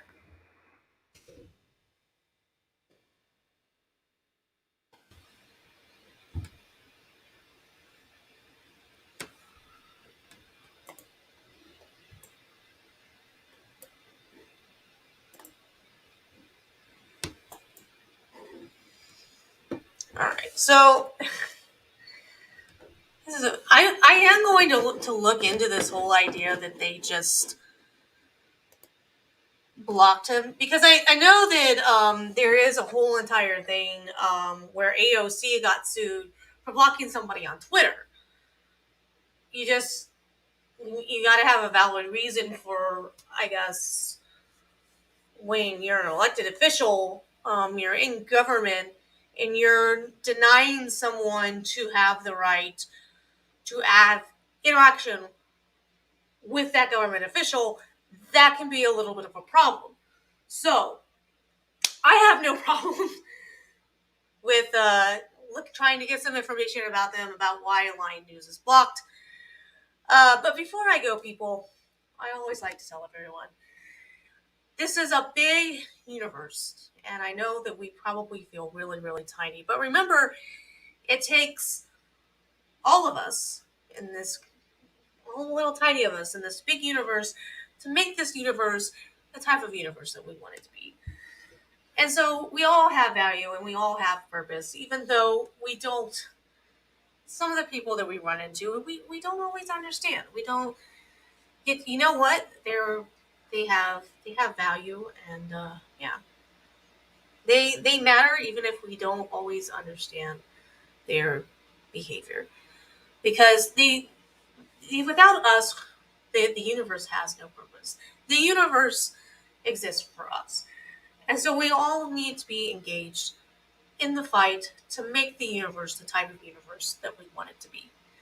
So thank you for the people that have joined off and on. God bless. God bless America.